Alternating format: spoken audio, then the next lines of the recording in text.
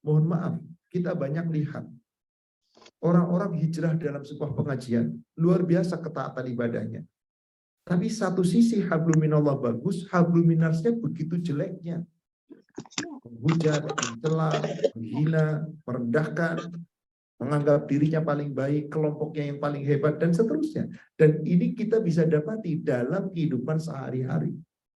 Kenapa? Karena mereka memiliki akidah, tapi belum tentu memiliki akhlak yang mulia. Maka kalau ditanya, Ustadz, mana dulu ilmu yang dicari? Mana yang kita harus pelajari? Akidah dulu atau akhlak dulu? Apa dulu? Tidak bisa dipisahkan akidah dengan akhlak itu bersama. Jadi mana yang lebih dulu kita pelajari? Bersama, bukan lebih dulu mana. Boleh jadi hari ini akidah, besok akhlak, besoknya akhlak, akidah berikutnya. Intinya selaras. Karena kalau belajar akidah terus tanpa akhlak, nanti boleh jadi hatinya keras, merasa dirinya paling benar, sudah dekat dengan Allah dan seterusnya. Seakan-akan nggak penting hablum minanas, yang penting saya orangnya sudah bagus di sisi Allah. Kalau belajar akhlak terus, nanti akhlak yang dipelajari boleh jadi tata cara ibadahnya, akidahnya rusak. Kenapa? Menganggap yang penting saya orangnya baik. Maka tidak demikian. Tapi kan hadisnya sahih, Ustaz. Katanya Rasulullah, bu'aitsu li'utammima ma'akarimal akhlak. Dalam lafaz lain dengan kalimat bu'aitsu li'utammima salihal akhlak. Aku diutus untuk menyempurnakan kemuliaan akhlak. Aku diutus untuk menyempurnakan kesalehan akhlak. Berarti Rasul diutus akhlak dulu. Bukan. Maksud hadis itu bukan akhlak. Menyempurnakan akhlak yang harus kita ketahui, saudariku seiman yang sepenuhnya mati Allah. Akhlak itu terbagi menjadi dua. Akhlak hablum minallah dan akhlak hablum minannas. Akhlak hablum minallah harus dilandasi dengan tauhid, dengan akidah yang lurus. Dan akidah yang lurus dan tauhid yang baik harus disertai dengan akhlak yang baik. Jadi itu sejajar. Bahkan ayat-ayat Al-Quran yang Allah turunkan kepada Nabi SAW, kebanyakan juz-juz yang pendek-pendek mufasalnya, diawali dengan juz ke-30, kemudian ada di juz ke-27, ada pula di juz ke-28, 29. Itu semua ayat-ayat itu akidah, keyakinan yang kokoh, dibarengi dengan akhlak. Dan ayat-ayat itu selalu saja. Contoh. Surat yang paling pendek di antara surat Al-Quran, surat keberapa? 103 kan? Al-Asr. Itu kira-kira isinya akidah atau akhlak? Akidah atau akhlak? Wal asr, demi masa, demi waktu. Innal insan lafi khusr. Sesungguhnya manusia itu benar-benar berada dalam kerugian. Illa, kecuali alladzina amanu wa amilus solihat wa tawasaw bil haq wa tawasaw bis sabr. Akidah atau akhlak? Dua-duanya. Iman dan amal soleh itu akidah yang kokoh. Orang beriman dan beramal soleh. Gak punya akidah gak bisa. Saling nasihati dengan kesabaran, dengan cara yang benar. Itu akhlak. Karena manusia diciptakan oleh Allah bukan makhluk individu, tapi makhluk sosial. Hablumnallah harus jalan, habluminanas harus jalan. Maka akidah dan akhlak itu jalan bersamaan, Ibu. Bukan mana lebih dulu, nggak bisa. Coba saya tanya, tolong menurut Ibu jawab, mana yang benar jawabannya? Yang benar itu telur dulu atau ayam dulu? Itu jawaban itu bulat, nggak bakal bisa tetap. Telur dulu, loh kenapa harus telur dulu? Tanpa ada telur nggak mungkin menetas ayam. Logika ini yang bisa nggak diterima? Betul, karena ayam menetas dari telur. Tapi yang ayam dulu mengatakan nggak bakal ada telur, nggak ada ayam. Karena ayam bertelur itu ayam. Jadi mana dulu? Jawaban yang paling benar adalah wallahu a'lam. Allah yang maha tahu. Allah yang menciptakan. Apakah dulu yang Allah ciptakan telur dulu atau ayam dulu? Kita nggak tahu. Pokoknya ada ayam, ada telur. Berarti telur dan ayam itu tak terpisahkan. Betul begitu, Ibu? Ada pepatah apa bahasa Indonesia? Pepatah bahasa Indonesia. yang nggak terpisahkan itu. Pasti selalu ada. Ada gula, ada semut. Di mana ada gula, di situ ada semut. Ternyata sekarang pepatah bukan cuma ada gula, ada semut. Wong ikan asin aja digerumut semut. Yang gurih-gurih aja digerumut semut. Semut bukan hanya yang manis-manis sekarang. Bahkan kadang-kadang gula dibiarkan gak ada semut masuk. Yang ada justru makanan-makanan, sayuran-sayuran gurih dan seterusnya. Semut masuk di sana.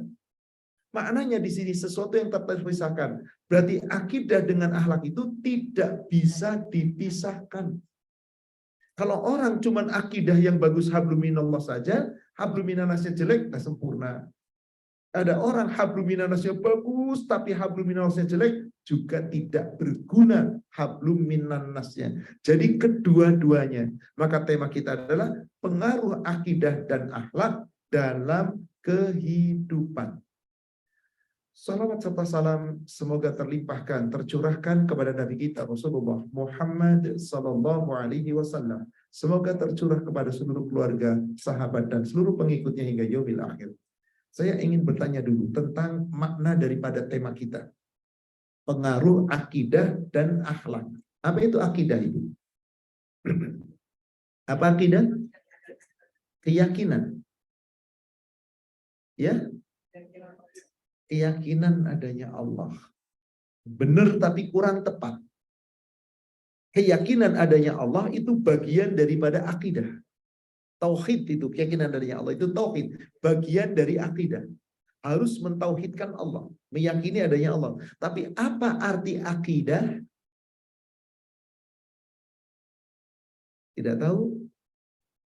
Kalau tidak tahu bingung dong jawabnya. Apa namanya kajian kita? Oh nggak tahu arti akidah.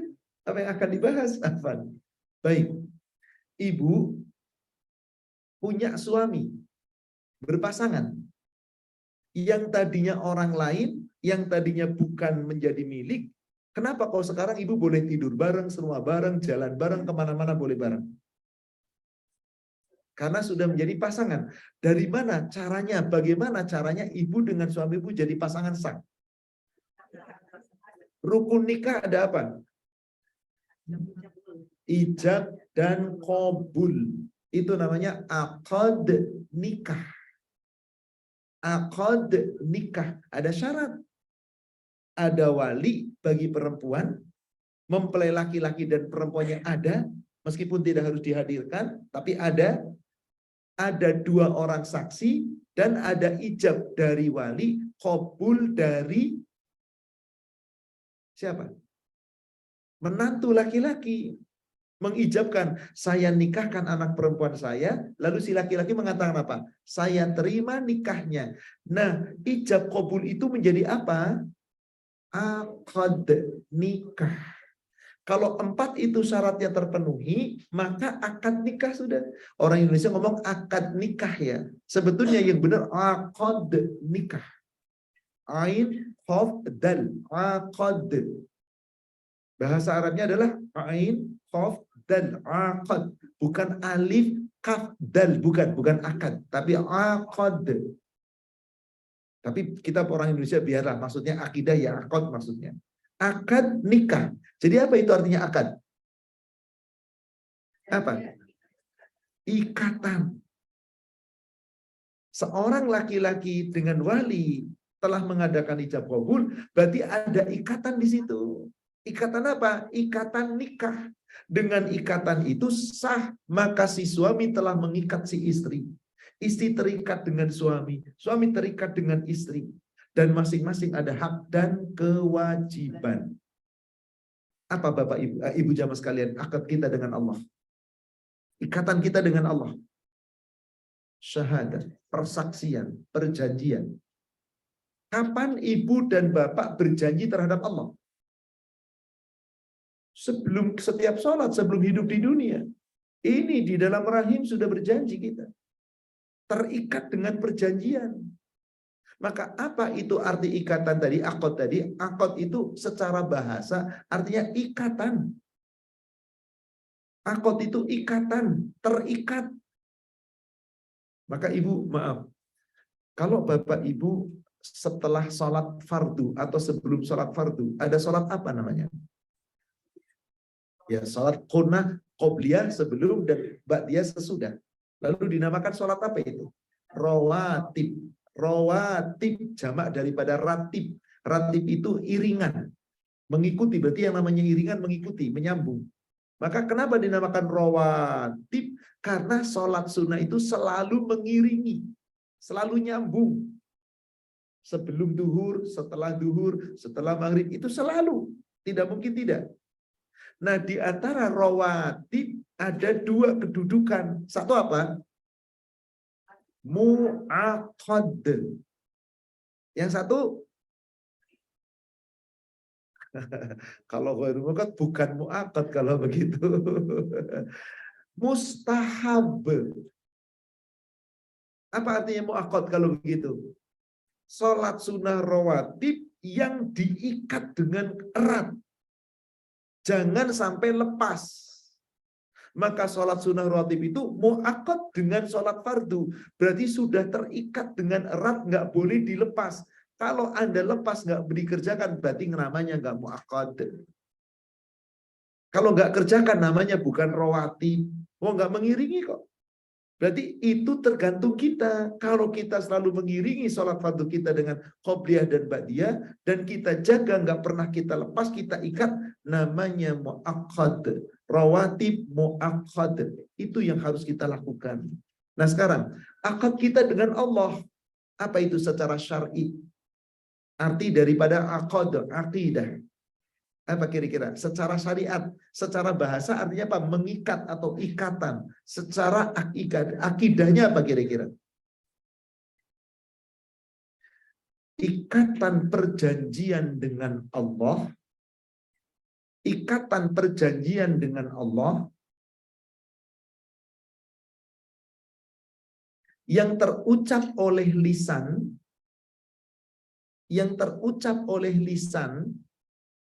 dan terikat di dalam hati, terikat dalam qalb kita. Itulah akidah. Ikatan perjanjian dengan Allah, yaitu siapa yang berjanji? Hamba. Yang terucap dengan lisan dan terikat di dalam hati. Itulah akidah. Bahkan akidah ini bukan terucap oleh lisan kita. Awal akidah itu terjadi saat Allah hendak ciptakan kita masih dalam rahim. Yang berjanji bukan lisan-lisan kita, tapi ruh-ruh kita, jiwa-jiwa kita. Lihat Ibu, surat 7, surat Al-A'raf 172.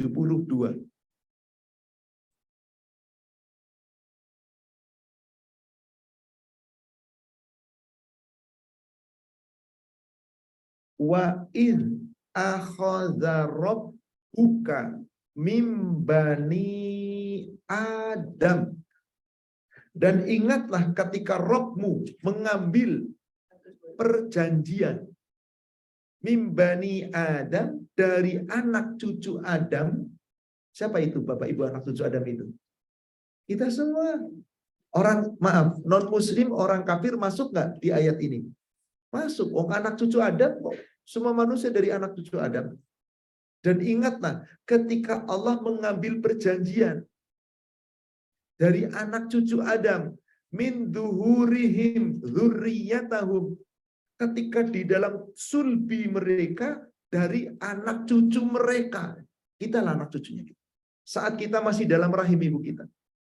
Di dalam sulbi orang tua kita. Allah berfirman kepada ruh kita saat ruh mau ditiupkan.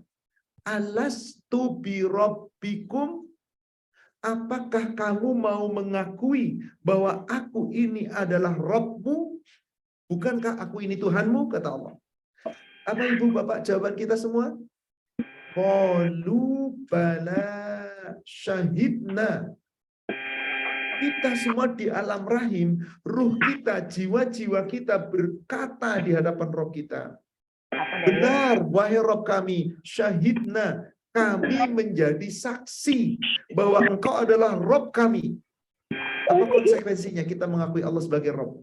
Berarti mentauhidkan, berarti ikatkan diri kita dengan Allah.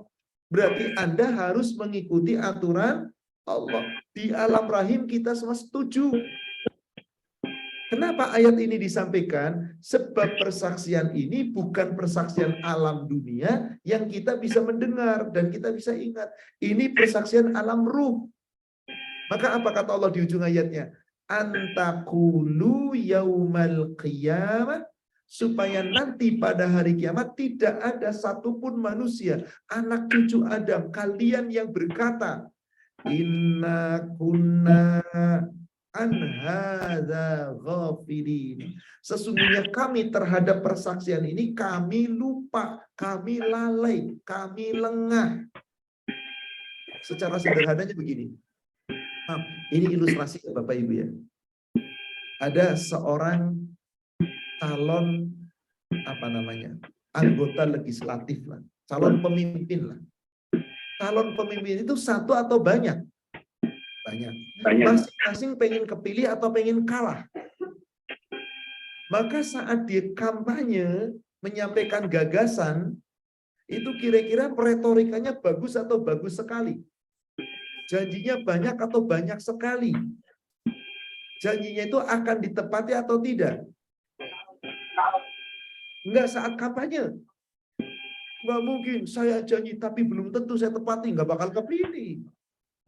Maka saat janji bagaimana? Saya akan bla bla bla bla bla.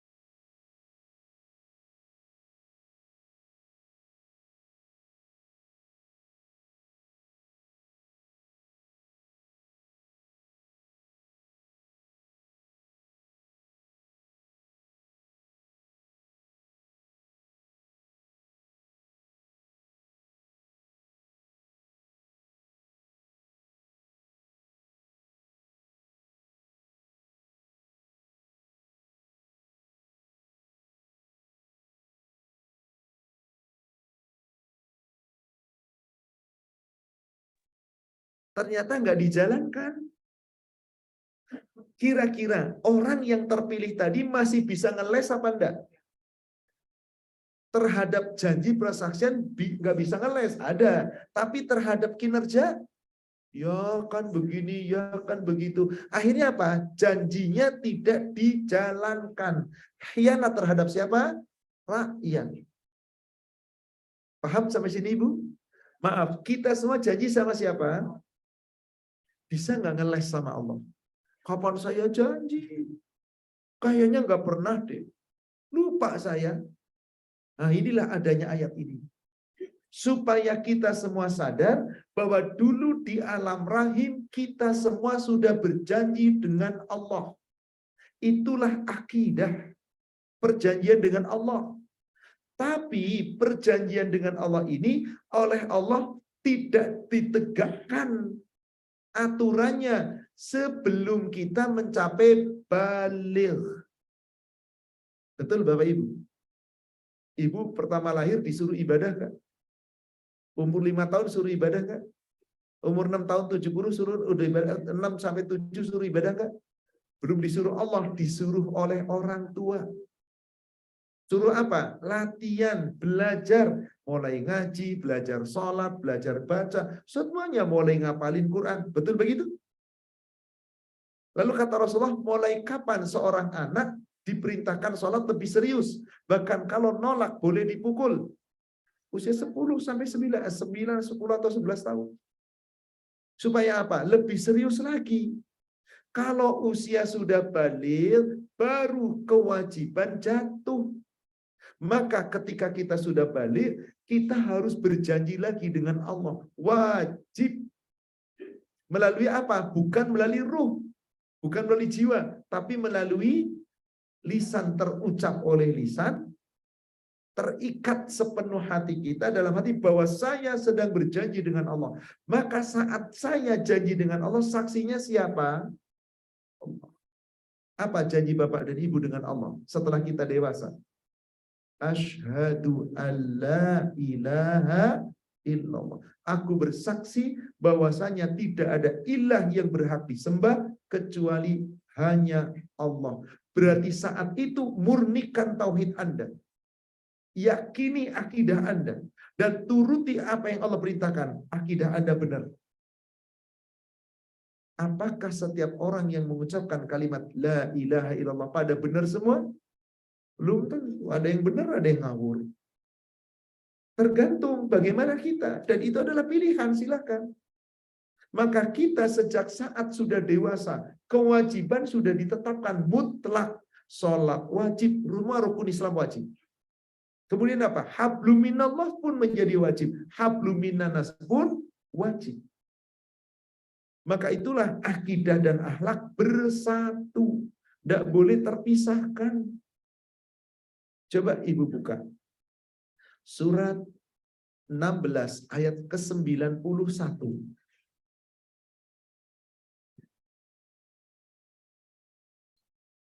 Surat 16 ayat 91.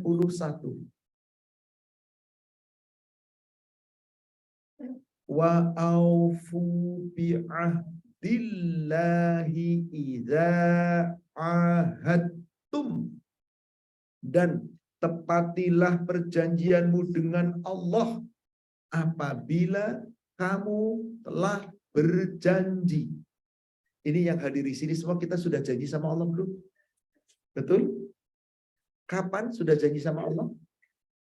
Setiap hari, setiap saat. Bukan cuma sekali. Dan ini wajib. Coba Bapak Ibu, berapa kali kita syahadat? Kalau Anda cuma sholat 5 waktu, berarti minimal berapa kali? 9. Kok 17? 17 rakaat. Janjinya di tasyahud. Asyhadu an la ilaha illallah wa asyhadu anna Muhammadar Rasulullah. Berapa kali dalam satu sholat kita tasyahud? 2. Duhur, asar, maghrib, isya. Lalu subuhnya berapa kali? 1. Berarti berapa kali? 9. Melalui sholat. Kalau sholatnya cuma fardu 9. Kalau sholatnya nambah yang sunnah, qobliyah ba'diyah tadi minimal 10 rakaat, berarti 5 kali salam. Datang ke masjid, sholat tahiyatul masjid. Kemudian tambah lagi sholat malam, sholat tahajud, sholat witir, sholat duha, sholat syukur wudhu. Maka berapa kita syahadat melalui sholat? Melalui sholat saja minimal seorang muslim yang sholatnya dijaga 30 kali itu minim. Kalau sholatnya dijaga 30 kali itu minimal. Subhanallah. Coba mari kita hitung. Sholat waktu berapa tadi? 9. Sholat sunnah qobliyah ba'diyah minimal berapa? 10. Minimal 10. 5 berarti 5 kali. Sudah berapa? 14. Kemudian syukur wudhu berapa rakaat? 2 rakaat. Kemudian sudah menjadi 16. Sholat tahajud berapa rakaat minimal? 2 rakaat. Plus tambah lagi witir. Kalau yang 2 plus 1 berarti 2. 3 tambah 14 sudah 17. Kemudian sholat duha minimal 2 rakaat. Berarti 1 kali. Sudah berapa ini? 18. Di dalam sholatnya melalui wajib dan sunnah 18. Bapak Ibu setelah selesai sholat wajib apa yang dibaca? Setelah astagfirullah, astagfirullah, astagfirullah, Allahumma antas salam wa minkas salam, la ilaha illallah wahdahu la syarikalah, lahul mulku wa lahul hamdu wa huwa ala kulli syai'in qadir. Tahlil kan Ibu? Berapa kali tahlil dalam zikir setelah salat? Minimal 2.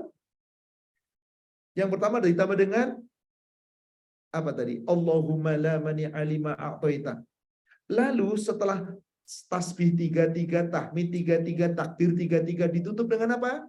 Tahlil. La ilaha illallah wahdahu la syarika. Minimal 2. Bisa 4, bisa 3 tergantung Anda zikirnya lengkap apa enggak. Tapi minimal 2. Kalau gitu berapa kali? 10. 10 sama 17? 27. Ibu setiap selesai wudhu apa yang dibaca? Asyhadu an la ilaha illallah. Berapa kali wudhu minimal? 5. 5 tambah 2, 7. Ibu dengar azan, berapa kali jawab asyhadu an la ilaha illallah? Sekali azan, 2. Betul? Jadi setiap kali azan 2. Berapa azan sehari? Kalau Anda jawab 10, sudah 43. Subhanallah. Belum lagi zikir Anda yang sehari-hari bebas. La ilaha illallah wahdahu la syarikalah. Yang diulang, yang kalau subuh dan maghrib dibaca 10 kali. Ada kan? La ilaha illallah wahdahu la syarikalah, lahul mulku wa lahul hamdu, yuhyi wa yumit wa huwa ala kulli syai'in qadir. 10 loh ini minimal. Subuh 10, maghrib 10. Sudah berapa? 20. Tambah 43, 63. Anda berzikir pagi dan petang, minimal 5 tahlil. Minimal. Pagi petang 5 tambah 5. Jadi berapa? 10. Sudah berapa kali jadinya? 70. Jadi seorang muslim yang ibadahnya teratur lebih dari 70. Ini kira-kira janji macam apa, Bu? Yang janji sampai 7 kali. Hanya janji dengan Allah, itu akidah. Bagaimana mungkin kita kemudian tidak menjalankan sedangkan sudah janji demikian? Dan janji itu tidak ada yang tahu, tidak ada yang dengar. Kecuali dirinya yang mengucap dan hanya Allah. Jadi siapa saksi janji kita? Enggak perlu manusia berjuta-juta, enggak beribu-ribu. Cukup satu, Allah. Coba kita kembali tadi ke surat 16 ayat ke-90. Wa aufu bi'ahdillahi idza ahadtum. Apabila kamu berjanji maka tepatilah perjanjianmu dengan Allah jika kamu telah berjanji. Wala tanqudul aiman ba'da tauqidiha. Jangan kamu mengkhianati perjanjianmu dengan Allah setelah kamu mengikrarkannya, menguatkannya. Tauqid, mengikatnya. Aqad tadi. Wala tanqudul aiman ba'da, jangan kamu mengkhianati janjimu itu ba'da, setelah apa dikatakan di situ? Tauqidiha, kamu telah mengokohkannya, kamu telah menguatkannya. Jangan diputus, jangan dicerai-berai. Lanjutan ayatnya apa kata Allah? Wa qad ja'altumullaha 'alaikum kafila. Apa artinya, Bu? Sungguh kamu telah menjadikan Allah sebagai satu-satunya saksi. Jadi saat Bapak Ibu lagi syahadat itu saksinya siapa? Bisa ngeles nggak sama Allah? Orang yang tauhidnya bagus, orang yang akidahnya bagus, sadar dia telah berjanji dengan Allah, mulutnya sudah mengucapkan, diikat dengan sepenuh hati, maka insya Allah tauhid itu akan dijaga, akidahnya akan baik, pasti akhlaknya akan baik. Karena Allah perintahkan jika Anda sudah punya akidah, harus ada akhlak di samping hablum minallah, hablum minan nas. Sudah paham tentang akidah Bapak Ibu? Sekarang akhlak. Apa itu arti akhlak? Apa itu arti akhlak? Akhlak. Apa? Apa terjemahannya akhlak? Akhlak itu bahasa Arab atau bahasa Indonesia? Bahasa Arab atau bahasa Indonesia? Alif, kha, lam, qaf. Akhlak. Bahasa Arab atau bahasa Indonesia? Bahasa Arab. Bahasa Indonesianya apa artinya? Ada tingkah laku, budi pekerti. Oke. Akhlak. Kalau diterjemahkan dengan satu kata bahasa, sulit ketemu. Sulit ketemu. Maka terjemahan akhlak bahasa Indonesianya akhlak. Betul apa enggak? Adapun budi pekerti itu bahasa Jawa. Tata krama itu bahasa Jawa. Apalagi tadi, tata krama, budi pekerti, adab bahasa Jawa yang kemudian telah diadop ke bahasa Indonesia. Sekarang budi pekerti, maaf. Budi pekertinya orang Jawa dengan orang Sumatera sama atau beda? Beda? Orang Jawa dengan orang Jawa, Jawa Tengah, Solo dengan Jawa Tengah, Jogja sama atau beda? Meskipun sama-sama halus, ada sedikit beda. Jawa Tengah, Solo dengan Jawa Timur, Surabaya, sama atau beda? Beda atau beda banget, pakai banget tuh. Beda banget, sama-sama Jawa loh, Bu. Kalau dikatakan budi pekerti, nanti tiap orang beda-beda. Budi pekertinya orang Bali, beda-beda lagi. Belum lagi budi pekerti orang Eropa dan seterusnya. Lalu apa dong akhlak itu? Apa? Secara bahasa, akhlak, bahasa Indonesianya akhlak. Tapi kalau diterjemahkan secara syariat, apa itu akhlak? Ya, tingkah laku, perbuatan.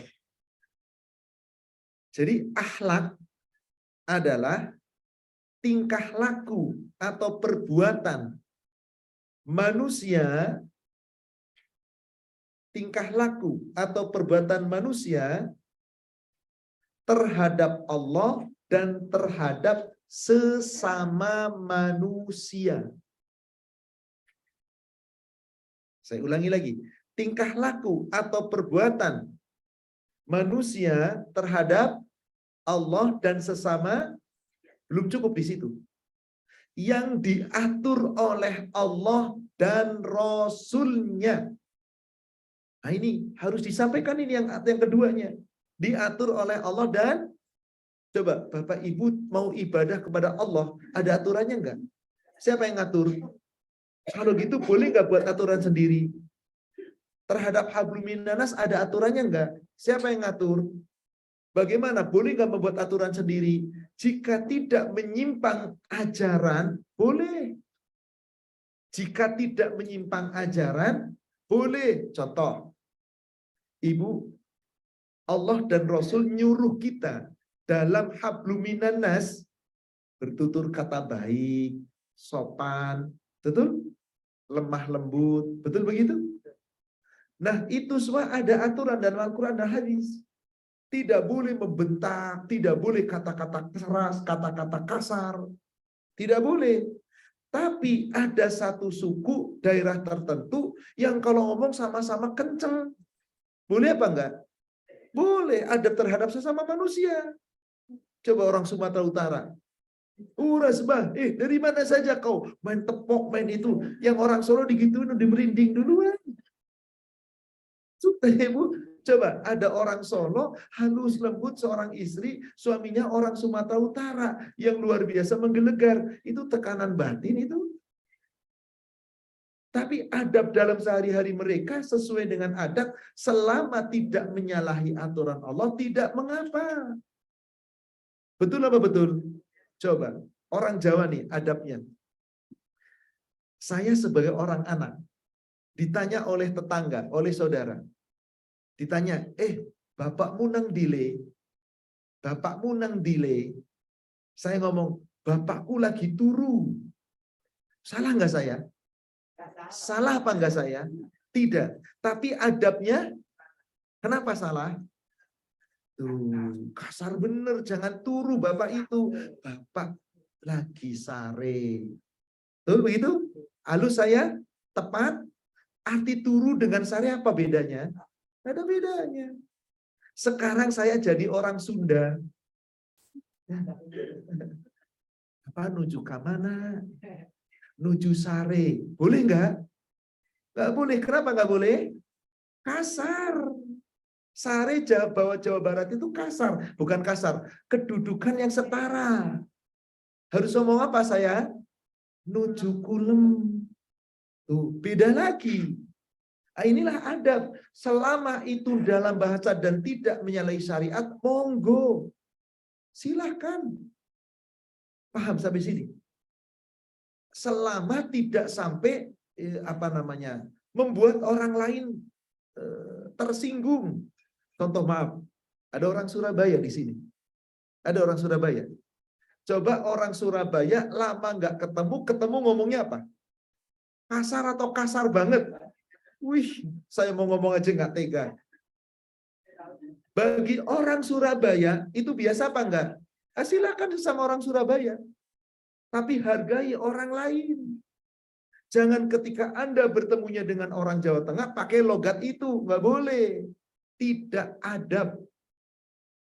Itulah akhlak. Itulah akhlak, tingkah laku, perbuatan manusia, baik itu hablum minallah, hablum minannas, belum cukup sampai situ. Yang diatur oleh Allah dan Rasulnya. Jadi segala perbuatan kita, baik hablum minallah, hablum minannas, ada aturannya enggak? Satu-satunya ajaran yang penuh dengan aturan itu Islam. Maka dulu pelajaran dalam bahasa, pelajaran dalam itu ada namanya akidah Islam. Akidah Islam dan akidah dan akhlak. Kenapa? Karena ini harus bersatu. Kalau orang punya akidah yang baik dan akhlak yang baik, pengaruhnya terhadap manusia bagaimana? Beres insya Allah. Ingat, akidah kita sudah janji sama Allah. Kita sudah berjanji kepada Allah dan janji kita sudah terikat. Jangan Anda khianati. Jika Anda mengkhianati, Allah yang telah menjadi saksi, Allah tahu atas apa yang Anda perbuat. Maka Allah mempersilahkan kita berbuat terserah Anda. Silahkan saja. Mau berbuat apa, mau bekerja seperti apa, berlaku seperti apa, terserah. Tapi ingat, semua perbuatanmu Allah melihat, kelak Rasul menjadi saksi atas apa yang kamu perbuat, dan manusia sesama beriman melihat, yang akan menilai apakah perbuatan kita sesuai dengan akidah dan akhlak yang benar, Allah. Lihat Ibu, surat 9, ayat 105. Surat 9, surat At-Taubah ayat 105. Biasanya terjemahannya begini, dan katakanlah, bekerjalah. Betul, terjemahannya disuruh bekerja. Saya ingin bertanya, kalau bekerja itu apa? Tujuan kerja itu apa? Kalau Bapak Ibu dengar kata-kata bekerja, yang terlintas di pikiran kita apa? Nyari duit. Nyari duit. Dagang, bisnis, kerja, semuanya. Bekerja, nyari duit, betul? Bapak Ibu sekarang lagi bekerja apa enggak? Lagi bekerja enggak? Enggak lah, masa lagi ngaji bekerja sih? Kerja kan nyari duit. Bahasa Arabnya bekerja apa sih? Amal. Bahasa Arabnya beramal apa? Amal juga. Amal itu bahasa Arab. Diterjemahkan dalam bahasa Indonesia, amal. Amal itu sikapnya menyeluruh. Dia bekerja nyari duit, dia ngasuh anak, dia membantu orang tua, mau bekerja di perusahaan, mau berdagang, mau ngaji, mau sholat, semua itu beramal. Kalau diterjemahnya bekerja, seakan-akan cuma nyari duit. Benar begitu? Gimana? Terjemahan yang paling tepat. Waqul, dan katakanlah, i'malu, beramallah kamu. Berbuatlah kamu. Silakan kamu berbuat. Silakan kamu beramal. Mau sholat, mau ngaji, mau baca Quran, mau berdagang, mau berbisnis, mau kerja di perusahaan, mau ibadah, Anda saum, Anda, semuanya itu amal. I'malu, beramallah. Jadi kata amal itu sifatnya lebih menyeluruh. Lagi sholat, beramal. Lagi nipu, beramal. Lagi berdagang, curang, beramal. Lagi bermaksiat, hubungan suami istri dengan bukan pasangan yang sah, beramal. Berbuat, tapi amal perbuatan yang Allah tidak akhlak itu namanya. Jadi harus sesuai dengan yang Allah ridhoi. Karena segala sesuatu yang kita perbuat tadi, hablum minallah hablum minannas, sesuai aturan Allah dan Roh, maka silakan beramal kamu. Apa yang kamu mau amalkan? Beramalah. Fasayarallahu amalakum.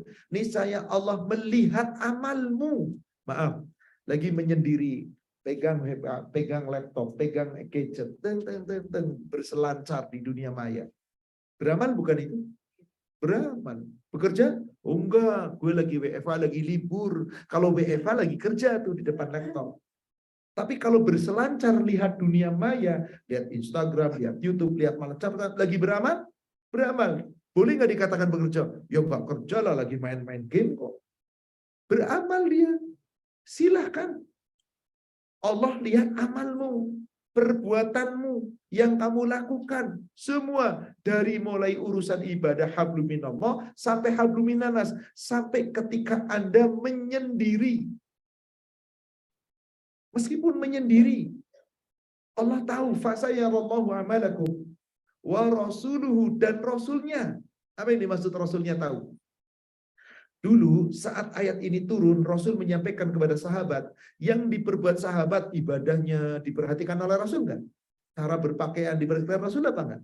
Cara berbisnis diperhatikan enggak? Jadi Rasul saat itu tahu enggak? Tahu, makanya Rasul menyampaikan aturan-aturan hidup. Sekarang Rasul sudah wafat, tahu enggak yang kita amalkan? Tidak, tapi Rasul nanti tahu benar apa enggak amal. Berdasarkan sunnah Rasul apa tidak amal. Kalau kamu nanti berdasarkan sunnah Rasul, Rasul tahu itu benar. Rasul jadi saksi. Syahidan. Wal mu'minun, orang beriman juga lihat apa yang kita perbuat. Betul apa enggak, Bu? Cuman orang-orang melihat kita itu kasat mata. Wih, orang itu sukses banget ya, kaya raya, rumahnya luar biasa, garasinya berderet mobil mewah, paling cuman decak kagum. Apakah tahu bahwa prosesnya benar atau tidak? Nah, siapa yang hanya tahu itu? Maka siapa yang menilai amal kita? Berarti siapa yang akan menilai akidah dan akhlak kita? Coba lihat ujung ayatnya. Wasaturad duna ila alimil ghaibi wasyahadah fayunabbi'ukum bima kuntum tahmalun. Maka dia Allah yang mengetahui yang gaib dan yang nyata. Kamu pasti dikembalikan kepadanya. Dan Allah akan memberitakan semua yang kamu amalkan di dunia. Apakah amalmu berdasarkan akidah dan akhlak yang baik atau tidak. Allah nanti beberkan semua. Kapan itu semuanya dibeberkan? Di hari kiamat. Jadi keputusan kita itu baik atau buruk, siapa yang memutuskan? Allah. Kapan? Di hari kiamat. Tapi bisa tahu nggak kita bahwa amal kita itu baik? Bisa dengan ilmu, belajar. Apakah amal ini diperintahkan atau tidak? Apakah ini dilarang atau tidak? Apakah ini sesuai dengan perintah Rasul, contoh Rasul atau tidak? Apakah ini halal atau tidak? Maka semuanya itu kalau kita betul-betul melandasi diri kita dengan akidah yang benar, dengan akhlak yang benar, pengaruh kehidupan kita pasti jalannya benar. Pasti, nggak mungkin kita akan menyalahi. Maka salah satu isi perjanjian kita dengan Allah yang dibarengi dengan akhlak, Allah perintah kita surat 16, Ibu naik ke atas ayat 90-nya. Tadi ayat 91 isinya apa tadi? Tepatilah janjimu dengan Allah jika kamu telah berjanji, dan sungguh kamu telah menjadikan Allah sebagai saksi. Allah tahu apa yang kamu perbuat. Sekarang lihat ke ayat 90-nya. Allah perintah apa di situ? Innallaha ya'muru, sesungguhnya Allah telah perintah bil adl, kamu harus berlaku adil, wal ihsan, dan berlaku ihsan, berlaku baik, wa ita'i dzil qurba, dan berbagi dengan kerabat dekat, memberi bantuan kepada kerabat-kerabat dekat, wa yanha 'anil fahsya, dan Allah melarang kamu dari perbuatan keji, wal munkar, dan Allah melarang kamu dari perbuatan mungkar, wal baghi, dan Allah melarang kamu dari bermusuh-musuhan. Ya'idzukum, Allah memberikan pelajaran ini kepada kamu, la'allakum tadzakkarun, supaya kamu mau mengambil pelajaran, mau mengingat inilah pelajaran Allah. Coba Bapak Ibu, ada berapa pelajaran di situ? 3 perintah dan 3 larangan. Allah nyuruh kamu berlaku, apa itu kira-kira Bapak Ibu yang dimaksud adil? Apa yang dimaksud adil? Biasanya kita dengar adil itu kapan? Keputusan hakim, memberikan sesuatu harus adil. Maaf, Kita disuruh oleh Allah selalu berlaku adil. Kapan Allah nyuruh kita berlaku adil? Di saat apa? Seluruh sendi kehidupan kita. Adillah. Baik itu hablum minallah maupun hablum minan nas. Contoh, ibu sholat harus adil nggak? Sholat harus adil nggak? Adil sesuai dengan syarat rukun. Waktunya harus adil. Kapan Anda sholat harus adil? Di saat sholat harus adil. Bagaimana yang dimaksud adil? Laksanakan sholat dengan niat ikhlas dan mengikuti contoh Rasul. Adil. Ibu lagi baca Quran adil apa enggak? Harus adil apa enggak? Adil. Konsentrasi lagi baca Quran. Jangan baca Quran sambil lalu. Ada enggak orang baca Quran sambil ngeletikin kacang? Ada enggak? Enggak adil. Tapi boleh nggak baca koran sambil ngemil? Ya silahkan. Tapi adabnya baca Quran nggak begitu. Akhlak namanya. Adil. Quran ya Quran, konsentrasi. Baca artinya, pelajari agar kita pahami. Adil. Jadi seluruh sendi kehidupan kita, baik ibadah hablum minallah maupun hubungan hablum minanas harus adil. Contoh, ibu dengan suami harus adil dalam hal apa? Contoh, ada suami yang biasanya kalau makan harus ditemenin. Ada? Kalau nggak ditemenin marah. Ada? Wajib nggak istri nemenin suami? Wajib. Taat kepada suami. Temenin aku makan. Temenin. Saat ibu nemenin suami makan, harus adil. Gimana salah satu cara adil? Nemenin suami makan. Ikut makan, melayani, meskipun tidak makan banyak, meskipun sudah makan duluan, ikut. Seakan-akan ikut serta. Plus konsentrasi. Kalau ibu ngelayanin suami, suami makan asik cuman ini pegangnya gadget, tuing. Ini ke sana, ini ke gadget. Hati suami nggak nyambung, nggak ditatap wajah, ibu nggak adil. Benar. Ini contoh sederhana loh. Ada seorang wanita, maaf berhubungan suami istri, harus adil apa enggak? Adil, ini pasangan sah Anda. Jangan hubungan sama pasangan sah, ininya kemana-mana. Bayangin si fulan, si fulana, nggak adil, haram itu. Ini sederhana loh Bapak Ibu. Jadi kita itu harus adil dalam hablum minallah, hablum minannas. Apa yang sedang kita kerjakan itu yang kita jalankan. Banyak sekarang keluarga nggak adil loh Bu. Contoh, maaf, suami istri makan bareng ke restoran, anak ada, menantu bareng-bareng. Biasanya anak-anak kita, atau mungkin kita jangan-jangan, kalau lagi makan lepas dari gadget apa enggak? Itu gadget harus di tangan, di sampingnya terus. Bahkan makan sih makan, gadgetnya tuh itu. Makan, itu kira-kira hatinya bersatu dengan keluarga enggak? Yang seperti itu menyebabkan salah satu hubungan kekeluargaan rumah tangga itu sering retak, enggak harmonis. Dan kalau tuh kumpul tatapan wajah doang. Hatinya nggak nyatu. Betul begitu? Makan di rumah coba, harusnya bagaimana? Dulu kita makan sama orang tua gimana? Ayo nak, makan bareng nak. Dipimpin baca basmalah orang tua kita kan? Yuk makan, kadang-kadang ngambilin lauk orang tua kita. Nih, ngambilin lauk bukan apa-apa, jatahnya takut kebanyakan kita ngambil. Dibagi sekian, aman. Subhanallah, bareng makan sampai selesai. Sekarang coba, satu meja makan, masing-masing sibuk dengan gadget, masuk ke mulut makanan, hatinya nyambung nggak dengan keluarga? Anda tidak adil. Itu contoh loh Bapak Ibu. Maka saat Anda makan bersama, kasih peringatan. Nah, selama makan tolong gadget masukin tas. Kita konsekuen harus. Karena saya buat aturan, saya pernah dikritik oleh anak saya sendiri. Papa katanya kalau lagi makan bareng jangan pegang HP. Oh pegang, ini ada jamaah minta jadwal. Ya kan bisa nanti Pak. Iya juga ya. Iya saya disindir. Makasih ya nak, Papa sudah diingetin. Jujur kitanya. Jangan mentang, ini kan Bapak kan kepala rumah tangga, boleh. Adil. Ini salah satu contoh sederhana loh Bapak Ibu. Semua harus adil. Anda sedang wisata dengan keluarga, adil. Liburan dengan keluarga, adil. Anda sedang bekerja cari nafkah, adil. Lagi ibadah, adil. Kalau keadilan tegak, subhanallah, aman. Jadi Allah nyuruh kita adil itu bukan adil dalam satu saksi saja. Dalam persaksian harus adil, hakim memutuskan harus adil. Bukan itu.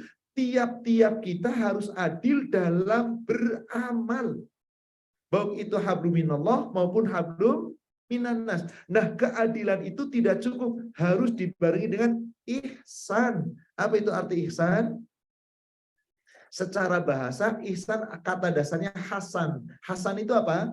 Baik. Tapi makna ihsan itu apa?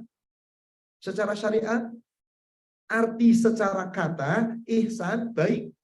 Perbuatan baik. Secara syariat, secara syar'i, apa maknanya ihsan? Kita harus tahu dari mana Rasulullah menyampaikan ihsan. Ternyata apa kata Rasulullah?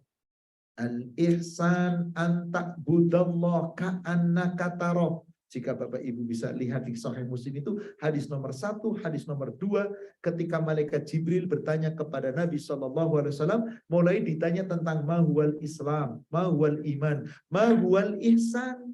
Apa jawab Rasul ketika ditanya ihsan? Al-ihsan an ta'budallah ka'annaka tarah. Ihsan itu kamu ibadah kepada Allah, sedang ibadah kepada Allah seakan-akan kamu melihat. Coba Bapak Ibu, kalau Bapak Ibu ibadah seakan-akan lihat Allah, apa yang terjadi? Apa yang terjadi? Serius atau serius sekali? Khusyuk atau tidak? Kenapa sering kita sholat gak khusyuk? Bukan diingat Allah kok. Sholat ingat ya kunci ketinggalan. Oh iya nanti ada pertemuan. Oh iya acara itu. Oh iya. Yang tadinya lupa jadi ingat. Betul apa betul? Anda belum ihsan. Karena di dalam ibadah Anda tidak menganggap adanya Allah. Contoh sederhana. Bapak Ibu sebagai karyawan. Lalu kerja di ruangan bersatu dengan direktur. Direkturnya di sini, Ibu Bapak kerja terlihat. Kira-kira serius apa enggak? Ada WA masuk berani dibuka apa enggak? Langsung dimatiin tuh. Benar apa benar? Kenapa? Karena Anda disaksikan, dilihat oleh direktur. Belum tentu direktur melototin begini. Enggak. Anda pernah ujian, pernah sekolah dulu. Saat lagi ujian, ulangan, ngerjain soal, harus ihsan apa enggak? Seakan-akan ada guru di depan.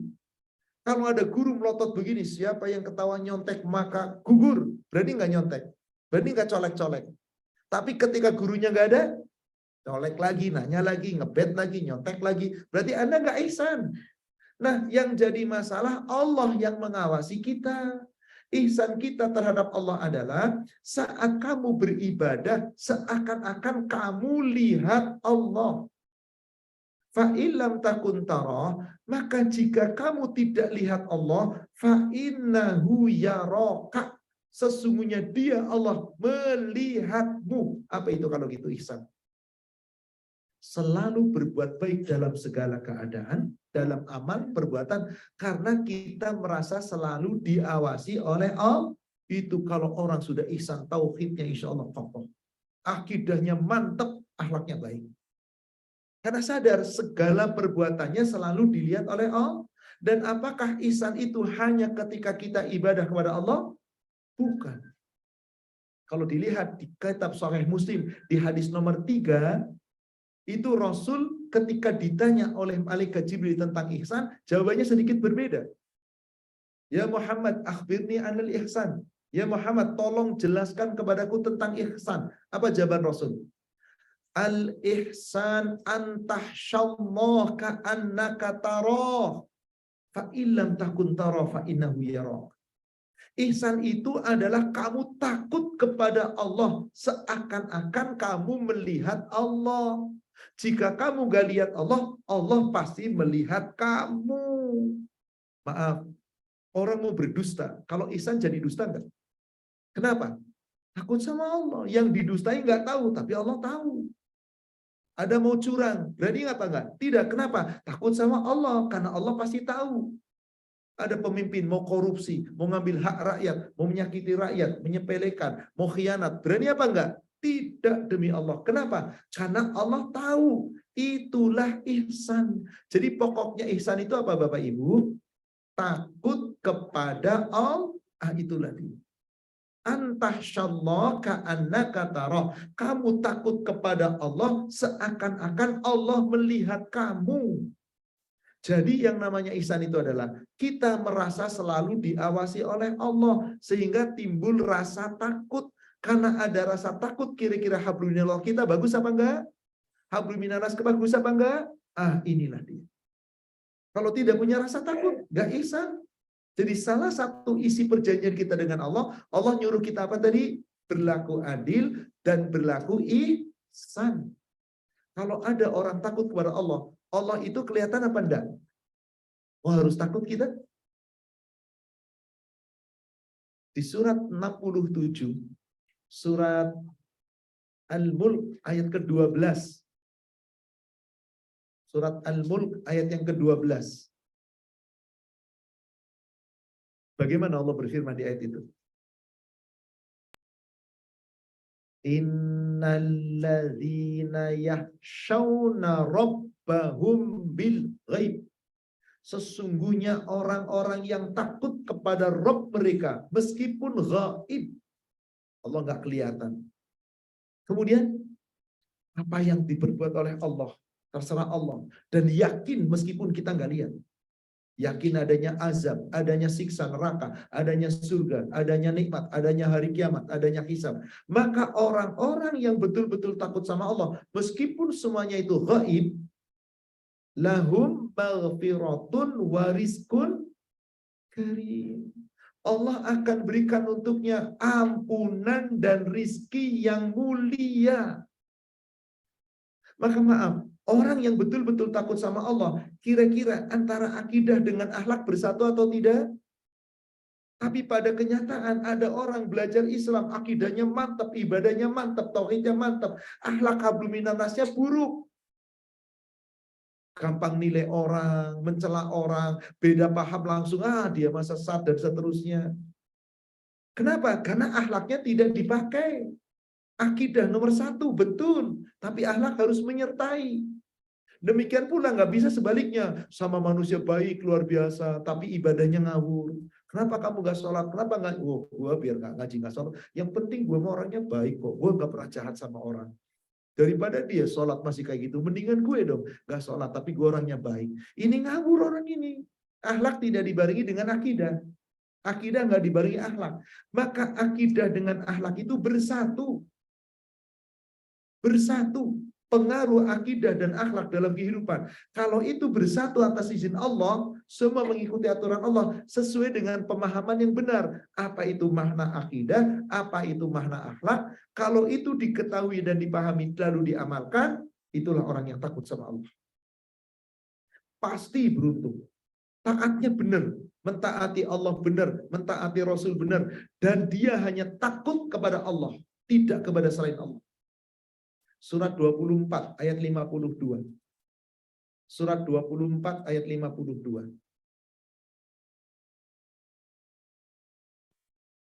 Wa may yuti'illaha wa rasulahu, dan barang siapa yang benar-benar mentaati Allah dan Rasulnya, gak mungkin orang ini mampu melaksanakan ini kalau tidak punya akidah dan akhlak. Wa yahsyallah, dan betul-betul takut kepada Allah, wa yattaqhi, dan bertakwa kepadanya saja. Apa jaminan Allah di situ? Faulaika humul faizu. Mereka itu orang yang pasti dapat kemenangan. Apa yang dimaksud faizu di sini? Surga. Jadi akidah kita dan akhlak kita yang membawa kita dalam kehidupan menjadi lebih baik, nanti dibimbing menuju surga melalui amal kita. Yang kita amalkan berdasarkan akidah dan akhlak yang benar. Ingat, jadi akhlak bukan budi pekerti ya Bu ya. Bukan hanya adab ya, bukan tata krama. Tapi apa itu tadi? Perbuatan atau perlakuan tingkah laku dari manusia, baik terhadap Allah dan manusia, yang diatur oleh Allah dan Rasulnya. Itu akhlak. Pasti benar. Tidak mungkin salah. Karena merujuk ke sana. Maka Rasulullah adalah akhlak yang terbaik. Kenapa? Karena akhlak Rasul selalu mengacu kepada aturan Allah. Pasti benar. Maka teladan terbaik kita siapa Bapak Ibu? Rasul. Di surat 33 ayat ketiga, ayat yang ke-21 kan begitu dikatakan. Surat 33 ayat 21. Laqad kana lakum fi rasulillahi uswatun hasanah. Itulah akhlak. Uswah hasanah. Suri toladan yang terbaik sesuai dengan aturan Allah. Karena Rasul tidak berbuat, tidak berkata, tidak bertindak kecuali atas izin Allah. Itulah menjadi uswah hasanah.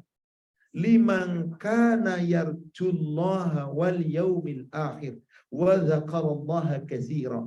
Bagi siapa saja yang mengharapkan perjumpaan dengan Allah dan hari akhir dan banyak menyebut Allah, banyak ingat Allah, banyak berzikir kepada Allah.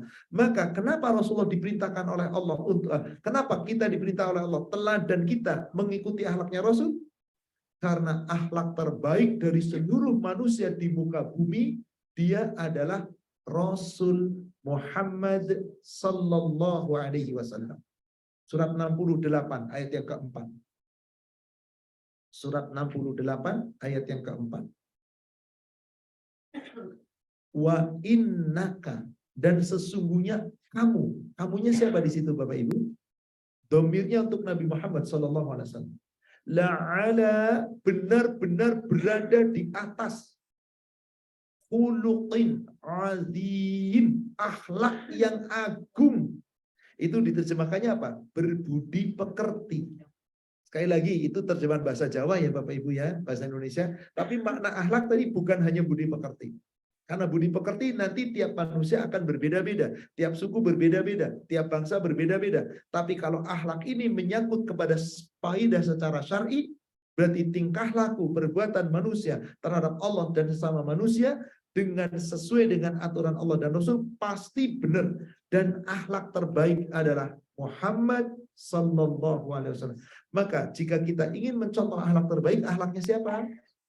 Dalam hal apa kita mencontoh akhlaknya Rasul? Dalam hal ibadah hablum minallah maupun muamalah hablum minannas. Maka Anda akhlaknya baik hablum minallah, Anda akhlaknya baik hablum minannas, surga dijamin.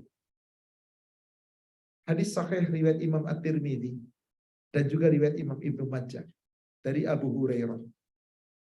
Di kitab Bulughul Maram disebutkan di hadis nomor 1589.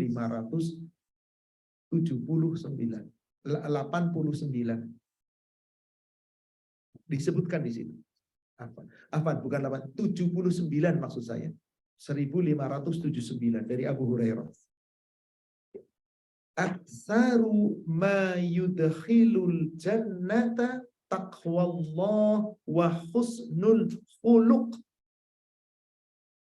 Apa terjemahannya? Yang paling banyak menyebabkan seseorang masuk ke dalam surga apa?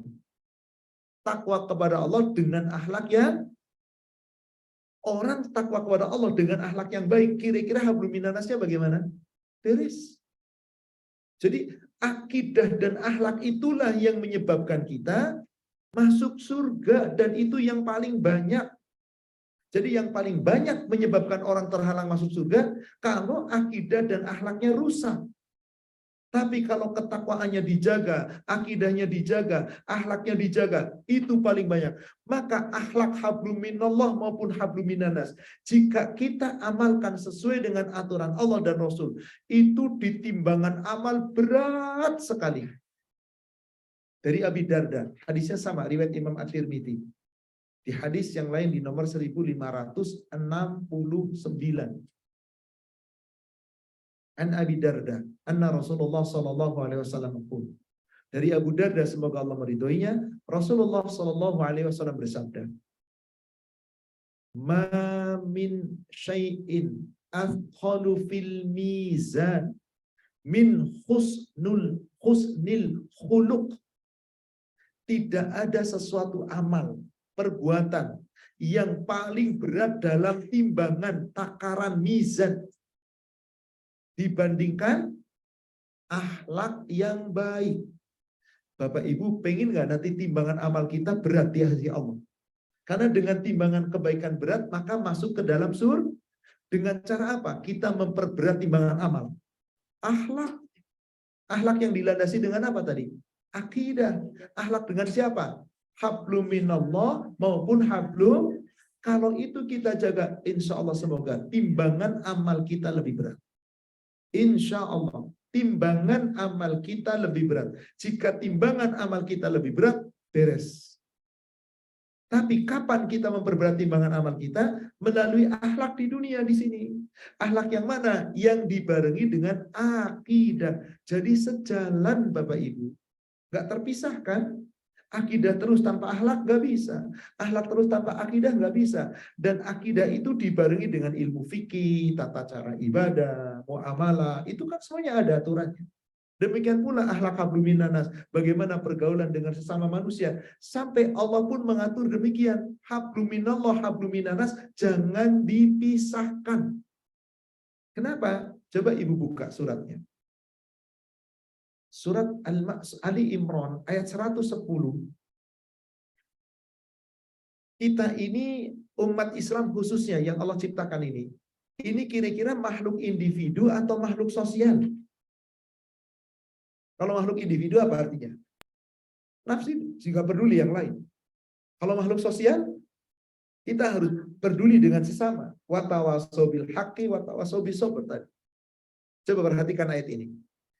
Kuntum khaira ummatin ukhrijat linnas ta'muruna bil ma'ruf wa tanhauna 'anil munkar wa tu'minuna billah. Kuntum, siapa yang dimaksud kuntum? Para ulama ahli tafsir menyebutkan, ini domirnya dikhususkan kepada umat Nabi Muhammad, umat Islam. Kalian semua, hai umat Islam, khaira ummatin, adalah sebaik-baik umat, umat yang terbaik, ukhrijat linnas, yang dilahirkan, diciptakan oleh Allah untuk manusia. Dilahirkan untuk manusia, bukan untuk pribadi. Maaf. Orang yang individunya paling dominan itu orang mana Bapak Ibu? Orang-orang barat sana, orang-orang Eropa. Betul apa enggak? Enggak pernah peduli dengan yang lain kan? Bagaimana orang Islam? Kepedulian itu ditanamkan sejak kapan? Sejak kecil. Orang Indonesia saja yang adatnya timur, kayak apa pedulian dengan sesama? Dan itu sudah dibina. Apalagi Islam sudah mengajarkan 1444 tahun lalu sudah disampaikan Allah. Kalian itu umat terbaik yang dilahirkan untuk manusia. Ukhrijat linnas. Bukan untuk pribadi. Jadi ada perintah di situ, ta'muruna bil ma'ruf. Kamu harus merintah untuk perbuatan yang baik. Wa tanhauna 'anil munkar. Kamu harus mencegah dari perbuatan mungkar. Wa tu'minuna billah, dan kamu harus iman pada Allah. Berarti ada akidah iman dengan benar, ada akhlak hablum minallah hablum minannas dengan yang baik. Kita bukan makhluk individu. Maka kita di samping ibadah kepada Allah, apakah harus berbuat baik kepada manusia atau tidak? Kepada siapa manusia yang kita harus berbuat baik? Kepada siapa? Manusia yang mana? Coba perhatikan ayat ini. Surat 4 ayat 36. Surat 4 ayat 36.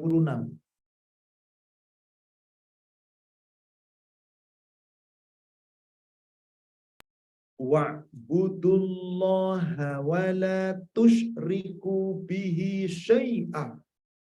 Dan beribadahlah kamu hanya kepada Allah. Sembahlah Allah. Jangan menyekutukan sesuatu pun dengannya.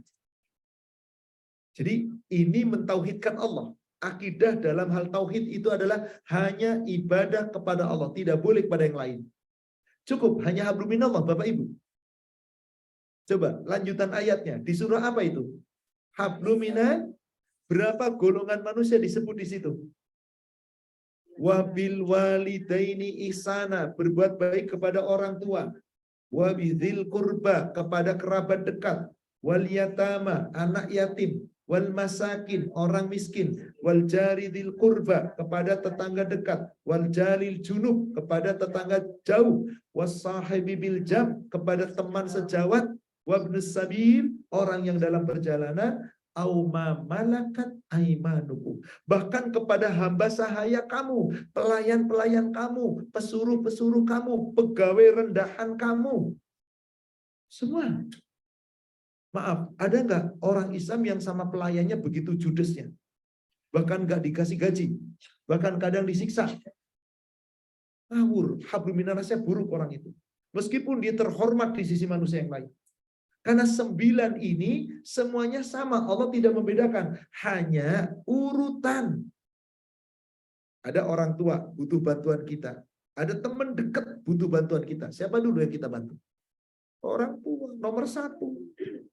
Ada saudara kandung kita butuh bantuan. Ada teman paling akrab dengan kita butuh bantuan. Siapa dulu? Saudara kandung kita. Dan ini urutan ini prioritas. Tapi kalau orang tua kita di kampung, kita punya tetangga. Tetangga butuh, orang tua butuh di kampung. Kira-kira gimana? Orang tua sakit butuh pelayanan kita. Ada tetangga sakit butuh pelayanan kita. Maka siapa yang duluan? Tetangga. Orang tua di kampung, kita kan harus pulang dulu ke sana. Tapi dari sisi materi, Anda bisa transfer. Tapi perhatian secara fisik, mengunjungi, mendoakan, tetangga dekat lebih dulu. Maka kata Rasulullah, apabila Anda mendapatkan undangan, ada yang berbarengan memberikan undangan, mana prioritasnya? Yang paling dekat pintunya. Maksudnya terabat dekat dulu. Yang jaraknya paling dekat, yang kira-kira kedekatan dengan rumah kita itu paling dekat. 1 blok lah katakan. Ini pas di depan kita ngundang, sebelah belakang kita ngundang. Meskipun kita lebih akrab dengan yang sebelah belakang. Siapa yang harus kita hadiri dulu? Tetangga depan itu lebih dekat. Jadi intinya Allah sudah ngatur sampai tetangga dekat, tetangga jauh, teman sejawat. Teman sejawat itu siapa Bapak Ibu? Ibu-ibu, bapak-bapak yang ikut kajian, ada nggak yang saudara kandung? Mungkin hampir tidak ada ya. Tapi ada nggak yang punya hubungan kekerabatan? Mungkin ada, sepupuan. Tapi ada nggak yang rumahnya berjauhan sama sekali, nggak tahu tinggal di mana? Ketemu bersama, dan sering ketemu bersama. Sohib biljam namanya. Kenapa? Dekat karena sering ketemu. Sohib itu kan kedekatan. Biljam itu akibat satu pertemuan. Maka sahibi biljam adalah orang-orang yang dekat karena sering bertemu. Selain seperti ini apa lagi? Teman-teman sekolah kita dulu. Itu sahib biljam.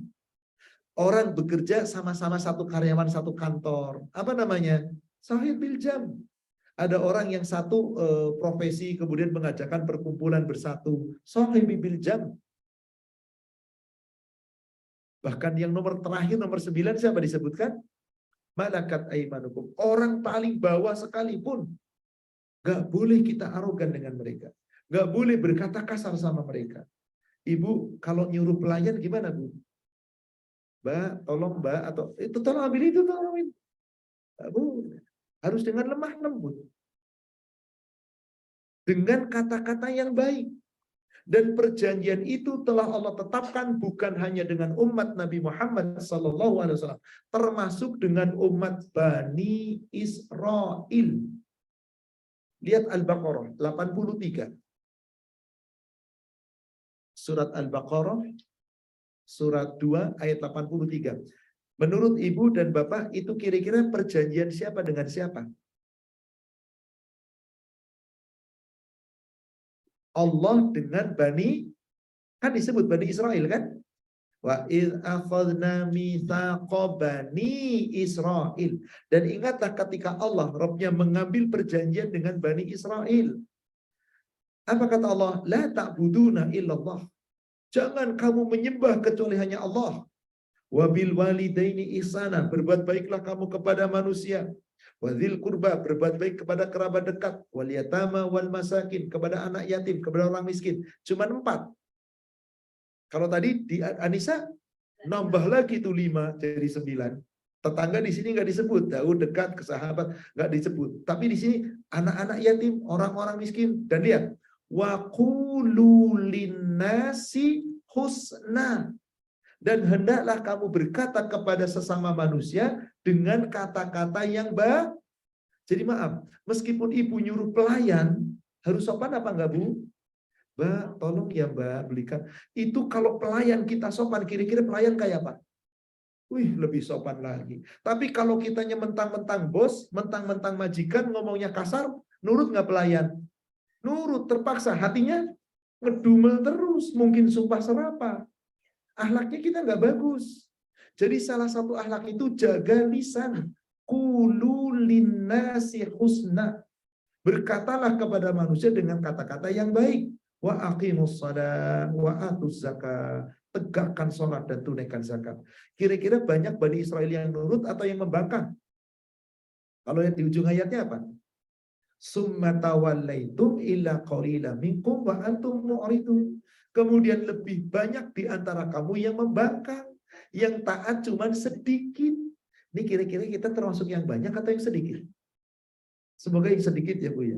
Yang banyak berarti yang bangkang, yang sedikit yang taat. Mari kita jaga.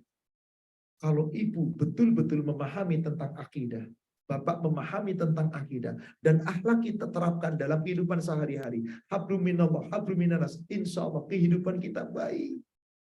Baik di mata Allah, baik di mata manusia. Katakanlah manusia memandang tidak baik. Selama saya terus berbuat baik dan berusaha baik. Dan penilaian manusia nisbi, relatif.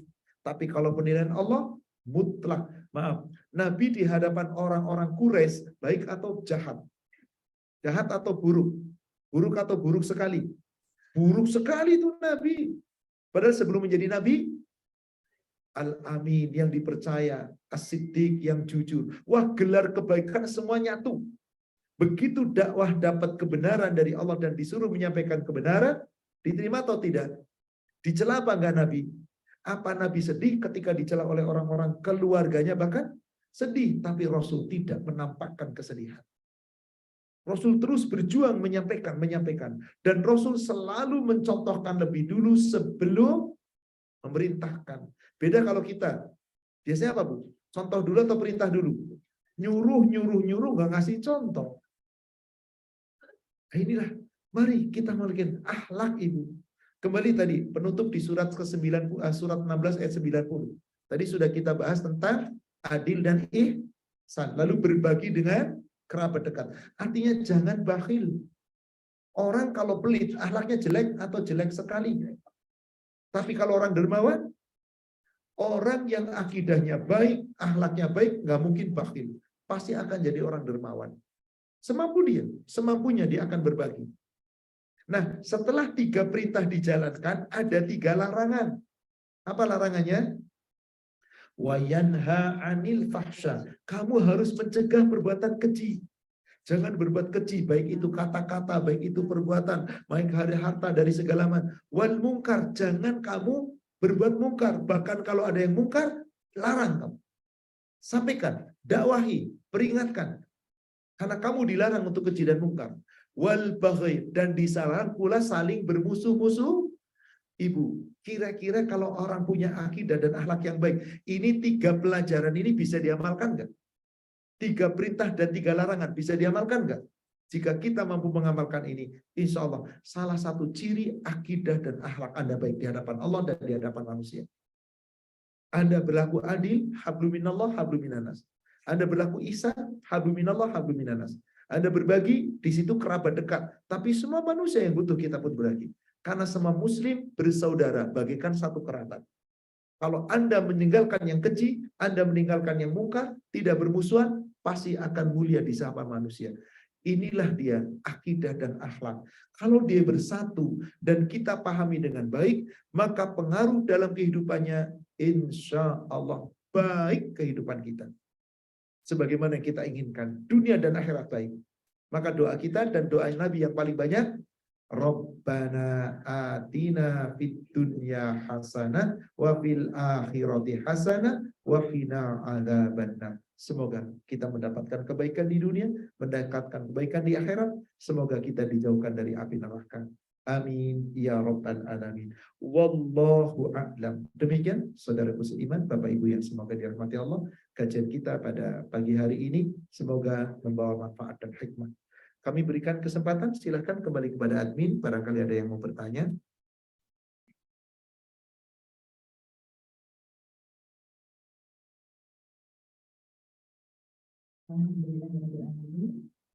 Ya, kajian mengenai ilmu akidah dan akhlak. Alhamdulillah Ustaz, kita jadi tahu nih mengenai akidah dan akhlak itu ternyata harus bersama-sama, jadi nggak bisa. Yang mana ya tadi kita jadi bingung akhlak dan juga akhlak dan akidah dulu. Jadi harus bersama-sama ya Ustaz. Ya, ini sudah ada pertanyaan yang masuk Ustaz. Tadi saya tanya dulu sedikit Ustaz.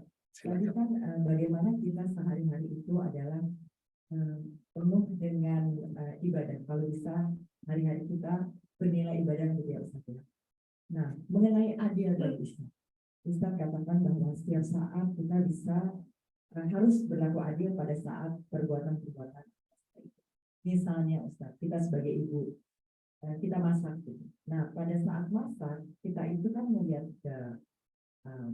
masakan kita motong itu segala macam. Tapi hati kita harus selalu berpikir gitu. Nah, apakah itu termasuk adil ke Allah? Tapi jadi kita subhanallah, tapi sambil motong wortel, gitu. Baik. Itu bagaimana Ustaz? Yang namanya adil dengan Allah zikir tidak harus begitu banyak. Praktek ingat Allah itu tidak harus menyebut dengan lisan. Ibu motong wortel dengan teliti, motong masakan. Kalau ada yang kotor dibuang dengan tujuan supaya masakan ini terbaik. Suami saya rela, ridho makannya. Itu zikrullah. Bayangkan subhanallah. Nanti nggak kemana-mana. Zikir kepada Allah itu tidak harus lisan. Zikir, coba perhatikan Ibu surat 62 ayat 10. Fa'idza qudiyatis salatu fantashiru fil ard. Maka apabila telah kamu selesaikan sholat, maka segera bertebaran di muka bumi. Wadhkurullaha wabtaghu min fadlillah. Carilah karunia Allah. Wadhkuru, dan beringatlah Allah. Wadhkurullah, ingat Allah. Berzikir kepada Allah. Dengan apa? Katsira, sebanyak-banyaknya. La'allakum tuflihun, supaya kamu beruntung. Jika diterjemahkan zikir harus dengan lisan, maaf, saya bekerja, saya HRD. Ngatur orang, ngatur karyawan. Mungkin nggak saya akan sambil ngatur, sambil nulis, saya zikir terus. Subhanallah. Kapan saya ngomong? Saat saya bekerja adil sesuai dengan pekerjaan saya tidak mengkhianati, saya tidak berkata kotor, saya tidak jahat sama orang. Saatnya ibadah, kemudian saya lakukan nomor satu ibadah. Saat panggilan sholat, tinggalkan urusan duniawi, sholat lebih dulu. Anda sedang berzikir kepada Allah. Zikir mengingat. Jadi zikir itu ada zikir bil lisan, lisan mengucapkan. Zikir bil akal, ini nih, akal memahami. Zikir bil qalb, hati meyakini. Zikir bil amal, perbuatan mengerjakan. Contoh, saya pedagang. Mungkin nggak saya zikir terus? Kalau nggak ada penjual bisa jadi. Giliran ada penjual, saya zikirnya gimana? Kemudian ada pembeli, maaf. Saat saya ada pembeli, zikir saya gimana? Pertama, layani pembeli dengan ramah. Jangan menipu dalam hal dagangan. Jangan mengurangi timbangan. Jangan berlaku curang. Maka saya sedang zikrullah. Ingat Allah. Dengan cara apa saya ingat Allah? Dengan iman dan dengan perbuatan. Meskipun mulut saya tidak sedang berzikir. Ibu seorang keuangan di kantor. Bisa nggak sambil nulis nota, zikir terus? Mungkin bisa, tapi konsentrasinya kemana? Anda nggak adil. Anda nggak adil. Ada lagi ngelayanin suami, zikir terus, nggak adil juga. Bagaimana mungkin ngelayanin zikir sampai subhanallah. Lah bagaimana konsentrasinya terhadap suami? Itulah makna zikir. Zikir tidak harus selalu dengan lisan. Ingat, ada bil lisan, ada bil akal, ada bil qalb, ada bil amal. Puncak zikir itu apa? Amal melakukan sesuai dengan aturan Allah. Zikir Anda. Nih Pak, nih caranya orang zikir itu. Ada pejabat nih, punya kedudukan. Pak, tolong Pak, golkan dong Pak proyek ini Pak. Nanti Bapak dapat 20%. Nih sebagai tanda jadi 1M. Orang yang zikir kepada Allah gimana? Bukan subhanallah, alhamdulillah, bukan begitu. Masuk kantong, alhamdulillah. Maaf, saya tidak terima 1 miliar. Saya mengemban aman, saya tidak terima 1 miliar. Kalau 2 miliar, udah. Tunggu dulu, jangan tunggu dulu, ini belum selesai. Kalau 2 miliar saya terima. Besoknya bawa 2 miliar. Maaf, saya tidak terima 2 miliar. Kalau 5 miliar saya terima. Bapak katanya kemarin 2 miliar. Kemarin, hari ini saya nggak terima. 5 miliar saya terima. Ya udah kalau gitu, 5 miliar. Buruan ngambil 1 jam nyampe 5 miliar. Pak, 5 miliar. Saya tidak terima 5 miliar. Kecuali 10 miliar. Loh, katanya tadi 5. Tadi 1 jam yang lalu. Maksudnya apa? Berapapun Anda berikan kepada saya tidak terima. Itu kan supaya penghinaan pada orang yang nawarin kan? Gondok apakah digituin? Ayah nih orang nih, mata duitan. Bukan, saya tidak terima. Berapapun, pada ujungnya berapapun Anda berikan. 100% keuntungan Anda untuk saya nggak terima. Karena saya takut sama Allah. Zikir nggak namanya ini? Meskipun mulutnya terdiam, apa yang zikir dia? Ini perbuatan. Jadi zikir bilisan itu adalah waktu-waktu tertentu. Setelah selesai sholat, zikir pagi petang, zikir-zikir mutlak, yang lagi ngapain, yang tidak mengganggu konsentrasi. Lagi masak jangan zikir, konsentrasi nasi. Nanti maaf, lagi kita baca Quran, jangan zikir. Itulah zikirnya baca Quran. Tapi lagi nyapu, lagi mungkin benerin sesuatu. Bisa nggak sambil zikir? Bisa. Kenapa? Tidak mengganggu kegiatan itu. Itulah yang dimaksud zikir. Jadi makna zikir itu luas atau sempit? Kalau cuma dengan lisan itu zikir yang sempit, hanya mulut mengatakan. Boleh jadi mulutnya mengucapkan, tapi perbuatannya tidak. Contoh, ada orang beli yang biasanya ditakar, ditimbang. 1 kilo dikurangi setengah ons, berarti 5 gram, kira-kira kelihatan apa enggak? Enggak terlalu. Kecuali si pembeli ngulang, nimbang ulang. Tapi kalau beli 1 ton dikurangi 10 kilo, kelihatan apa enggak? Enggak, gimana cara 10 ton itu? 1 ton itu 1000 kilogram. Nah, bagi orang yang curang kira-kira ngomong apa? Alhamdulillah lumayan untung. Betul begitu? Alhamdulillah zikir bukan? Zikir, lisan, tapi ngambil hak orang. Itu maksiat itu orang. Mulutnya ngomong alhamdulillah, tapi perbuatannya tidak zikir kepada Allah. Jadi puncak zikir itu adalah bagaimana perbuatan kita ihsan, takut kepada Allah, sehingga hati kita, perbuatan kita, lisan kita terjaga secara keseluruhan. Percuma ada zikir tapi masih nipu orang. Gak ada berjual, subhanallah, tasbihnya gerak, subhanallah. Giliran ada yang lewat kurang bagus pakaiannya, subhanallah, geleng-geleng terus. Akhirnya nggak benar, maksiat namanya. Demikian kira-kira Ibu. Jadi makna zikir itu luas. Wallahu a'lam. Silakan berikutnya. Kita masuk ke pertanyaan ya Ustaz ya. Silakan. Mengapa Allah Subhanahu wa taala seakan membiarkan pertikaian antara aliran yang bersumber dari perbedaan pemahaman akidah yang terus terjadi Ustaz? Mengapa? Coba kenapa? Kok tetap aja ada pertikaian? Kok ini umat Islam dengan umat Islam nih? Kita nggak ngomong dengan orang lain. Betul? Mengapa terjadi demikian? 1, sudah menjadi sunat Allah, ketetapan Allah. 2, karena doanya Rasul nggak dikabul. 3, karena keinginan manusia itu sendiri. Coba di Sahih Muslim nomor hadis 2464. 2464. Itu agak panjang hadisnya, di bagian ujung lembaran berikutnya ada keterangan di sana. Rasul berdoa meminta kepada Allah 3 perkara. 2 dikabulkan, 1 tidak dikabulkan. Demikian betul? 2464. Ya, dari Amir. Itu di sebelah kanan. Rasul berdoa panjang dan meminta 3. 2 dikabulkan, 1 tidak di. Apa doa yang pertama dikabulkan? Aku minta kepada Allah supaya umatku jangan ditimpa kemelaratan, kemiskinan, kesusahan, paceklik yang panjang.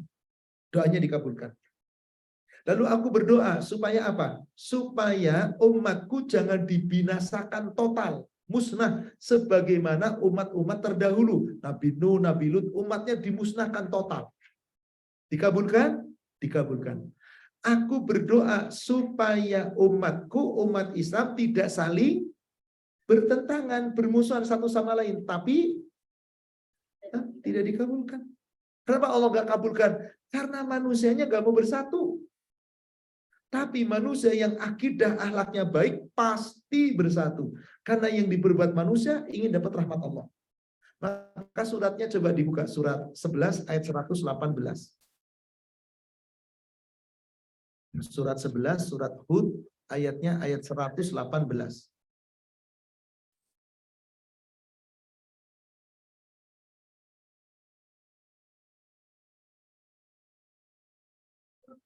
Walau sya'a rabbuka laja'alan nas ummatan wahidah. Jika Rabbmu menghendaki, tentu Allah jadikan manusia nih, umat Nabi Muhammad, umat Islam, jadi satu umat saja. Ibu, bapak, dahulu para sahabat satu umat, sama-sama berjuang dengan Rasul, tidak terpecah belah akidahnya, ya sampai Rasul wafat, nggak ada terpecah belah. Sampai di zaman Abu Bakar belum sampai terpecah belah. Begitu zaman Umar, mulai munafik dan pengkhianat di situ. Orang-orang Syiah kemudian masuk. Di zaman Ali lebih parah lagi dan seterusnya. Zaman sekarang, waduh, lihat ayat ini. Kata Allah, jika Allah menghendaki, Allah jadikan kita umat Islam itu umat yang satu saja. Wala yazaluna mukhtalifun. Tetapi mereka manusianya yang senantiasa mukhtalifin, selalu bermusuhan, bercerai-berai, berselisih, nggak mau bersatu. Bu, Pak, kembar-kembar, hayolah umat Islam bersatu ala teori. Beda pilihan, saling hujat menghujat. Beda organisasi, hujat menghujat. Beda golongan, hujat menghujat. Beda tata cara ibadah, saling hujat. Karena mereka nggak pakai akidah dan akhlak. Kalau akidah dan akhlak dipakai, wong masing-masing kok kita tanggung jawab. Maka apakah setiap umat Islam begitu? Saling menghujat, bercerai-berai, nggak mau bersatu? Enggak. Di ayat yang ke-119-nya. Illa marrahima rabbuk.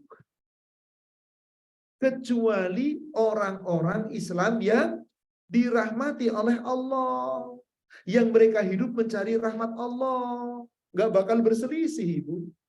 Betul, coba lihat.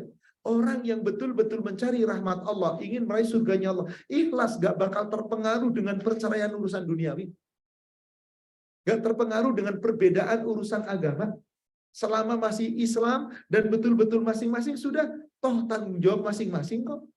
Tapi orang yang tidak belajar ilmu pasti begitu tadi. Akidahnya mantap, gampang nyalain yang lain. Betul nggak begitu? Nah ini nggak benar. Islam tidak mengajarkan begitu. Tapi yang mau memang dia sendiri yang salah. Kecuali yang dapat rahmat dari Allah.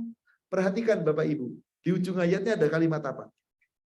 Walidzalika khalaqahum. Dan untuk itulah Allah menciptakan mereka. Untuk mencari rahmat Allah, Allah ciptakan kita semua.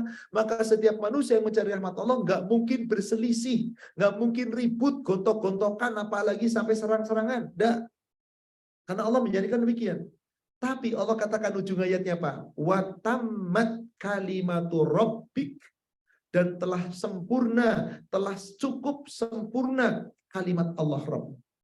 Bahwa orang yang berselisih dan merasa paling benar, lalu merendahkan orang lain, pasti akan dimasukkan ke dalam neraka. La amla anna jahannam minal jinnati wan nasi ajmain. Allah kumpulkan nanti di neraka manusia dan jin bareng-bareng masuk neraka.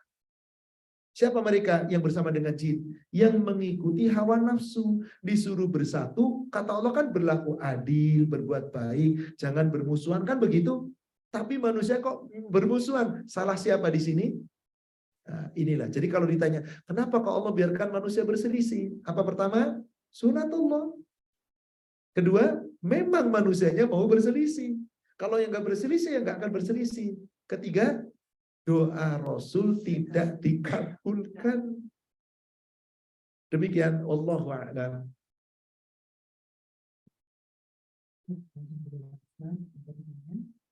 Pertanyaan berikut, Ustaz. Kalau misalnya ada dua pilihan, ketika seorang suami harus menentukan dua pilihan yang sama-sama penting, mana yang lebih didahulukan antara kepentingan ibunya atau istrinya? Baik, ini posisinya suami ya. Suami sedang dimintai istri urusan katakanlah mengantarkan ke dokter karena sakit. Suami diminta istri mengantarkan ke dokter karena sakit. Tapi ibunya suami mengatakan, antarkan, aku pengen belanja ke pasar. Siapa yang duluan? Ibunya atau istrinya? Ibunya atau istrinya? Birrul walidain bagi laki-laki hukumnya apa? Wajib? Coba ibu lihat. Hadis nomor 1304 di Bulughul Maram. 1304 di Bulughul Maram. Itu hadis ini sahih riwayat Imam Muslim. Ada seorang laki-laki datang minta izin kepada Rasul mau ikut perang. Ja'a rajulun ila Nabi sallallahu alaihi wasallam yasta'dzin bil qital. Datang seorang laki-laki menemui Rasul minta izin mau ikut perang. Apa kata Rasulullah?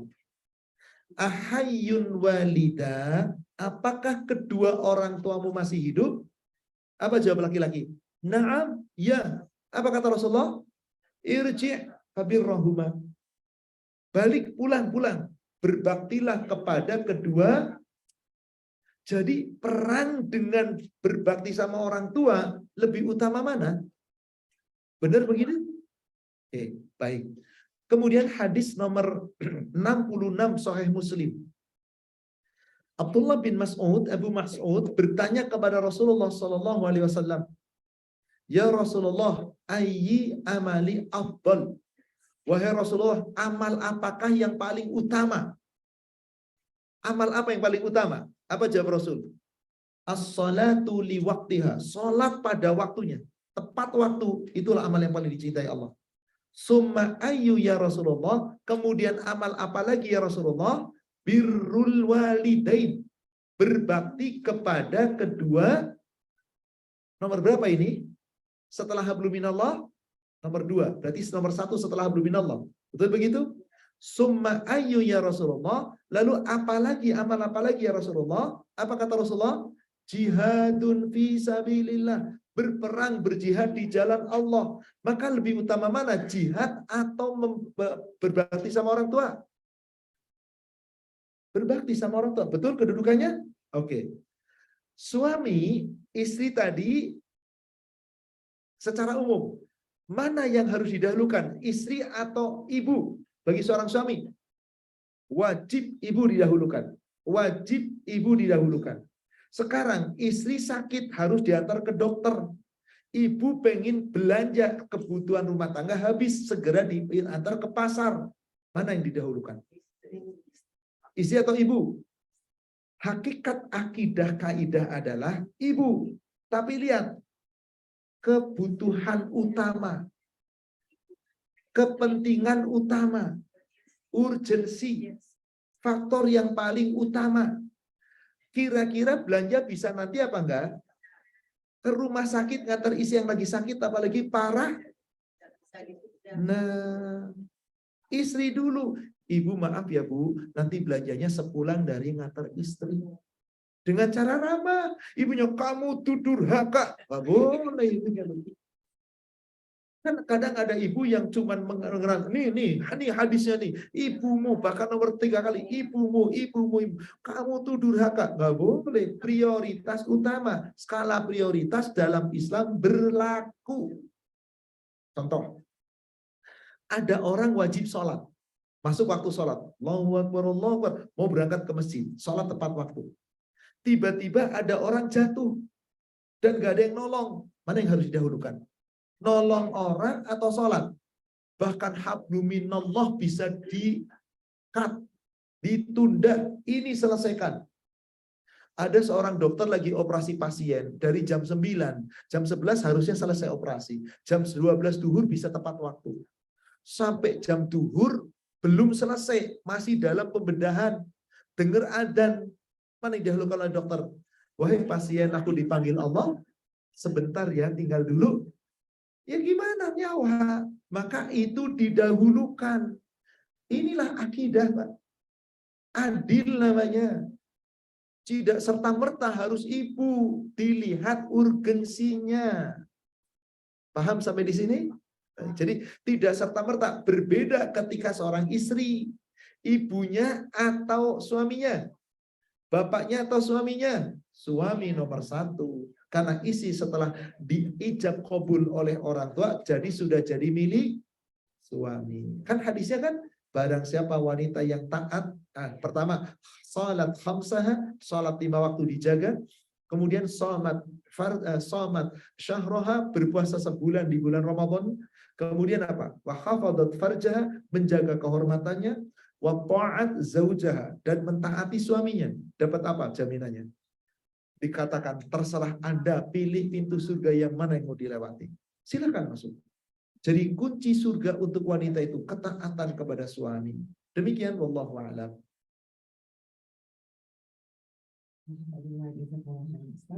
Pertanyaan berikutnya, Ustaz. Apa maksud dari tadi ayat Al-Quran? Kami berfirman, kami memerintahkan dalam Al-Quran. Padahal itu adalah perintah Allah, kenapa dituliskan kami, Ustaz? Kami, ketika Allah firmankan di dalam ayat Al-Quran kami, satu maknanya. Ta'azzum, pengagungan, mengagungkan diri. Kedua, bukan Allah itu dua jamak, tetapi sebagai bukti bahwasanya Allah perintah kepada kita tidak secara langsung. Allah perintah kepada kita tidak secara langsung. Contoh, kalau Bapak Ibu lihat di dalam Al-Quran tentang rizki, pasti Allah berfirman, nahnu narzuku. Kami yang memberi rizki. Kalau gitu yang memberi rizki siapa? Allah atau bukan? Tapi kenapa kami? Karena rizki nggak bakal Allah turunkan kecuali melalui usaha Anda. Maka harus ada campur tangan kita, usaha kita. Anda nggak usaha nggak bakal dapat rizki. Maka nahnu narzuku. Kemudian ketika Allah menciptakan, coba buka surat Al-Baqarah ayat ke-30. Surat Al-Baqarah ayat 30. Wa id qulna lil malaikati inni ja'ilun fil ardi khalifah. Ingatlah ketika kami, Allah berfirman kepada wa id qala rabbuk, ingatlah ketika Rabbmu berfirman kepada malaikat, inni ja'ilun fil ardi khalifah. Aku akan menciptakan, menjadikan manusia di muka bumi sebagai khalifah. Siapa yang menciptakan? Sendiri langsung atau melalui proses? Enggak. Ini ja'ilun, aku ciptakan, aku jadikan, langsung jadi. Dari tanah dibentuk, kemudian ditiupkan, lalu Allah berfirman, kun fayakun. Sekarang saya tanya, kita diciptakan Allah, Allah menciptakan langsung atau melalui proses? Maka ketika penciptaan kita, itu Allah menggunakan kata-kata inna, nahnu, atau ini, ana. Coba perhatikan. Surat 23. Surat 23. Lihat dari ayat ke-13. Surat 23 dari ayat 13. Atau dari ayat 12-nya boleh. Walaqad khalaqnal insana min sulalatin min tin. Kami atau aku? Walaqad, dan sungguh, benar-benar, khalaqna, kami telah menciptakan insan, manusia, min sulalatin min tin, dari saripati tanah. Kenapa bukan tanah tapi saripati? Kalau Adam diciptakan dari apa?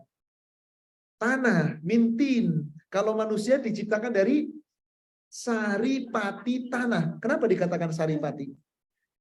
Maaf, Bapak, Ibu dewasa, tubuh dewasa, lalu bisa menikah berhubungan suami istri karena apa? Saripati tanah. Saripati tanah itu apa sih? Segala sesuatu makanan kita itu semua asalnya dari saripati tanah. Enggak usah saya makan daging sapi. Sapi tumbuh karena makan apa? Rumput tumbuh karena ada apa? Saripati tanah, air tanah. Enggak saya makannya lalapan, daun singkong, daun ini dan seterusnya. Numbuhnya dari mana? Saya minumnya susu, susu dari sapi. Sapi hidup dari mana? Jadi semua makanan yang kita makan itu dari mana? Semua kuliner yang Anda makan, apapun bentuknya, berapapun harganya, dari saripati. Tumbuhlah kita dewasa. Laki-laki dewasa memproduksi apa? Sperma. Perempuan dewasa memproduksi apa? Nah, lihat ayat ke-13-nya. Summa ja'alnahu nutfah. Dari saripati tanah itu, para laki-laki bisa memproduksi sperma, nutfah. Lalu sperma itu ketemu dengan sel telur.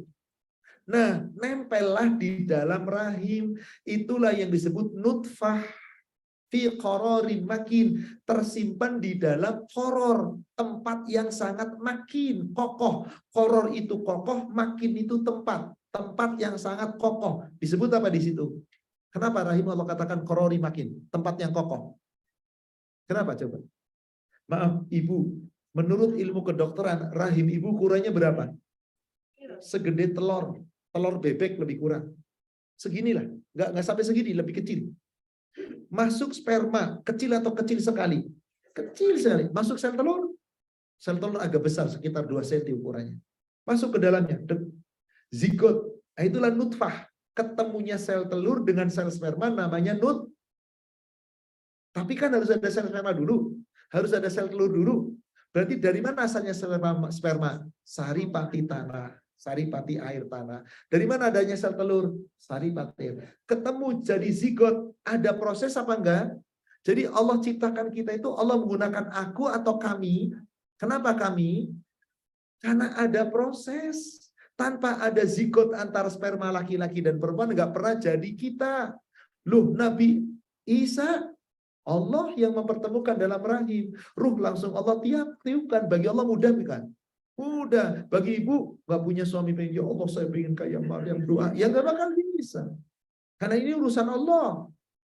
Mukjizatnya Allah yang tidak berlaku untuk makhluk semuanya. Nah, maka prosesnya itu, Bu, detail di ayat 14-nya.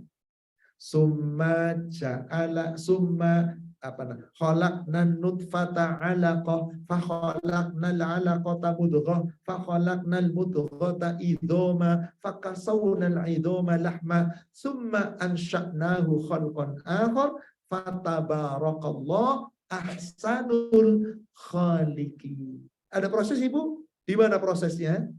Diawali dengan hubungan suami istri, sel sperma keluar, ketemu dengan sel telur, nempel di rahim, segumpal darah, segumpal daging, tulang belulang, dibungkus daging-daging, ditiupkan ruh, jadilah bayi sempurna, lahir ke dunia. Tuh kita. Siapa yang menciptakan? Allah. Tapi Allah menggunakan aku atau kami. Kenapa kami?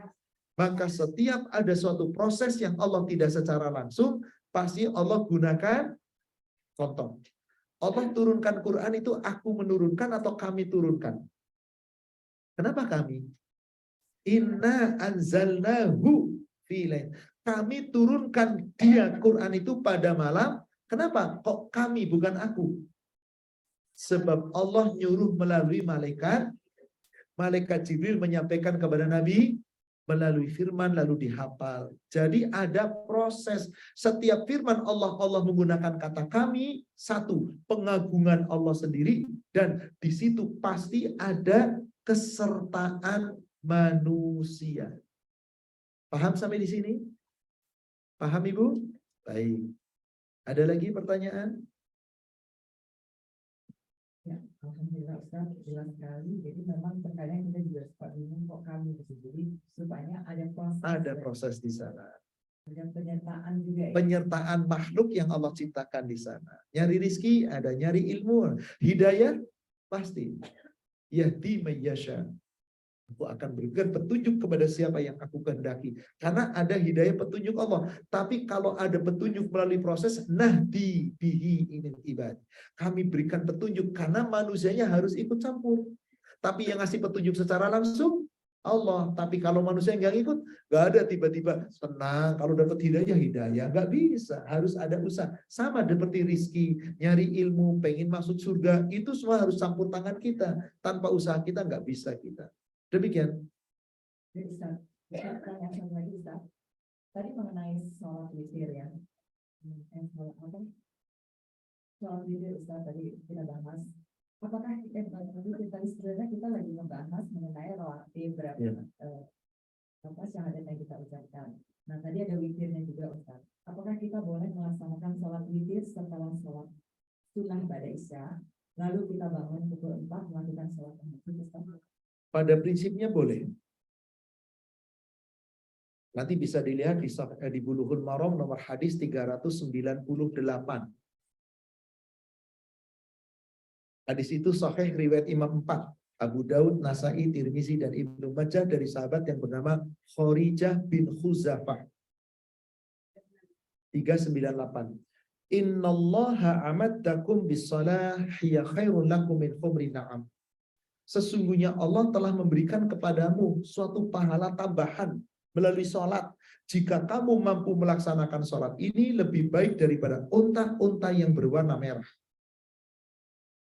Maka sahabat bertanya, kulna ya Rasulullah, mahia, sholat apa itu? Al-witr, sholat witir, sholat ganjil. Ma baina sholatil isya malam tatu'il fajr. Yang kamu boleh lakukan sejak setelah selesai sholat isya sampai sebelum waktu subuh. Boleh Bapak Ibu sholat witir setelah sholat isya? Ini hadisnya sahih, riwayat 4. Tapi kalau ditanya, mana yang paling bagus? Tadi kan witir dulu, takut nggak bisa bangun. Akhirnya pada saat akhir malam bangun lalu sholat tahajud. Boleh begitu? Boleh, tapi jangan witir lagi. Karena witir hanya sekali dalam satu malam. Tapi mana yang paling bagus? Mending witirnya nanti setelah sholat tahajud di akhir malam atau awal malam? Tergantung kemampuan. Tapi kalau Anda mampu, akhir is the best. Hadisnya nomor 415 Bulughul Maram. Dari Jabir bin Abdullah. Rasulullah SAW bersabda, Man khofa, barang siapa yang khawatir atau takut alla yaqumu fi akhiril lail, tidak mampu bangun di akhir malam, falyutir awwalahu, hendaklah berwitir di awal malam. Kapan awal malam tadi? Selesai sholat ada sholat isya, dzikir, ba'diyah, langsung witir boleh, nggak ada masalah. Atau nanti pas mau tidur jam 9, wudu lalu witir, tidur boleh, nggak ada masalah.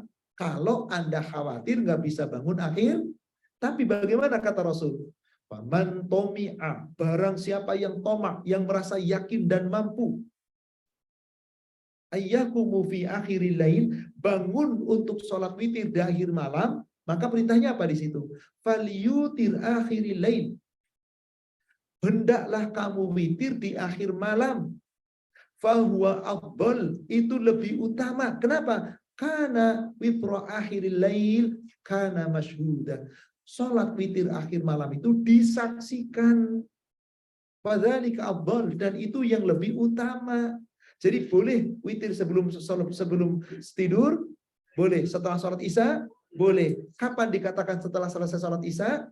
Rangkaian salat isya selesai. Sholat isya, zikir, doa, ba'diyah, itu namanya sudah selesai. Baru Anda witir. Meskipun tidak harus menunda dan seterusnya. Langsung boleh. Tapi kalau takut, yakin bisa akhir malam, mana yang terbaik? Akhir malam. Wallahu a'lam. Demikian? Satu lagi, baik. Silakan. Bismillah. Seandainya dalam meeting dengan kolega dan atasan, ada perintah atasan yang sedikit melenceng. Kolega yang lain semua setuju, saya masih ragu dalam hati, tapi setuju juga. Apakah ini termasuk mengingkari janji kepada Allah? Kalau Anda ikut setuju, berarti Anda mendukung kebatilan. Tetap Anda tidak setuju. Saya tidak setuju. Karena ini batil. Proses dalam rapatnya katakanlah nanti akan ada riswah. Semua kolega setuju demi berhasilnya proyek kita. Saya tidak setuju. Saya tidak menyetujui. Tapi saya kemudian ikut dipaksa menjalankan. Dan saya tidak mau menjalankan. Ada resiko. Saya jalankan bukan karena saya pengen, tapi saya dipaksa. Semoga menjadi rukhsah. Kalau ya sudahlah kolega yang lain setuju, saya juga setuju. Berarti Anda menyetujui kebatilan. Tidak boleh. Anda namanya tolong menolong. Sedangkan di surat Ali ya, surat Al-Maidah, surat 5 di ujung ayat kedua, agak panjang ayat kedua, tapi di ujung ayat kedua ada perintah di sana. Wa ta'awanu 'alal birri wal taqwa wa la ta'awanu 'alal ismi wal udwan. Hendaklah kamu tolong menolong dalam kebaikan dan dalam ketakwaan. Jangan tolong menolong dalam perbuatan dosa yang akhirnya terjadi permusuhan. Jadi intinya perbuatan batil nggak boleh didukung. Jangan ikut setuju. Terserah mereka yang setuju. Saya tidak setuju. Karena kalau Anda menyetujui kebatilan berarti termasuk yang ikut berbuat kebatilan. Wallahu a'lam. Demikian Bapak Ibu jamaah sekalian yang semoga dirahmati Allah. Waktu juga yang memisahkan kita karena waktu kita 2 jam dan sudah berakhir 2 jam lebih sedikit karena persiapan untuk sholat zuhur berjamaah. Demikian yang bisa disampaikan, semoga membawa manfaat dan hikmah. Yang benar dari Allah yang disampaikan oleh Rasulnya, yang salah saya menyampaikan yang penuh kekurangan, kita manusia yang penuh dengan kekhilafan, semoga Allah memaafkan dan mengampuni dosa kita. Mari Ibu, Bapak semua kita akhiri dengan kafaratul majlis. Subhanallahumma. Asyhadu an la ilaha illa anta wa atubu ilaik. Alhamdulillah billahi taufik. Assalamualaikum warahmatullahi wabarakatuh. Waalaikumsalam warahmatullahi wabarakatuh. Barakallahu fiik Ustadz atas pencerahan dan pemahamannya kepada kami tentang ilmu, pemahaman akidah dan akhlak dalam kehidupan sehari-hari. Semoga apa yang sudah Ustadz jelaskan dapat membuka wawasan, menambah ilmu yang dapat mendekatkan kita semua kepada Allah Subhanahu wa taala. Semoga kami dapat mengamalkannya, mendakwahkan ilmu ini kepada keluarga dan orang-orang terdekat kami. Doakan kami ya Ustadz agar dimudahkan dalam memperbaiki amalan-amalan ibadah kami, serta istiqomah dalam ketaatan. Semoga Allah memberkahi dan merahmati Ustadz dan keluarga. Amin, amin ya rabbal alamin. Akhir kata kami ucapkan, Subhana rabbika rabbil izzati amma yasifun, wassalamun alal mursalin, walhamdulillahi rabbil alamin. Jazakumullah untuk jamaah yang telah bergabung di kajian online Zoom dan yang telah hadir di Masjid Nurul Hidayah. Mohon maaf apabila ada kekurangan dan maaf atas pertanyaan-pertanyaan yang belum dibacakan. Dan bila berkenan silahkan dukung terus dakwah kami di Bank BSI atas nama Farah Rahmayanti. Dan silahkan follow WA kami, WA grup kami, Instagram, dan insya Allah bertemu lagi di pekan depan dengan Ustadz Salim Kibas online. Wabillahi taufiq wal hidayah. Wassalamualaikum warahmatullahi wabarakatuh.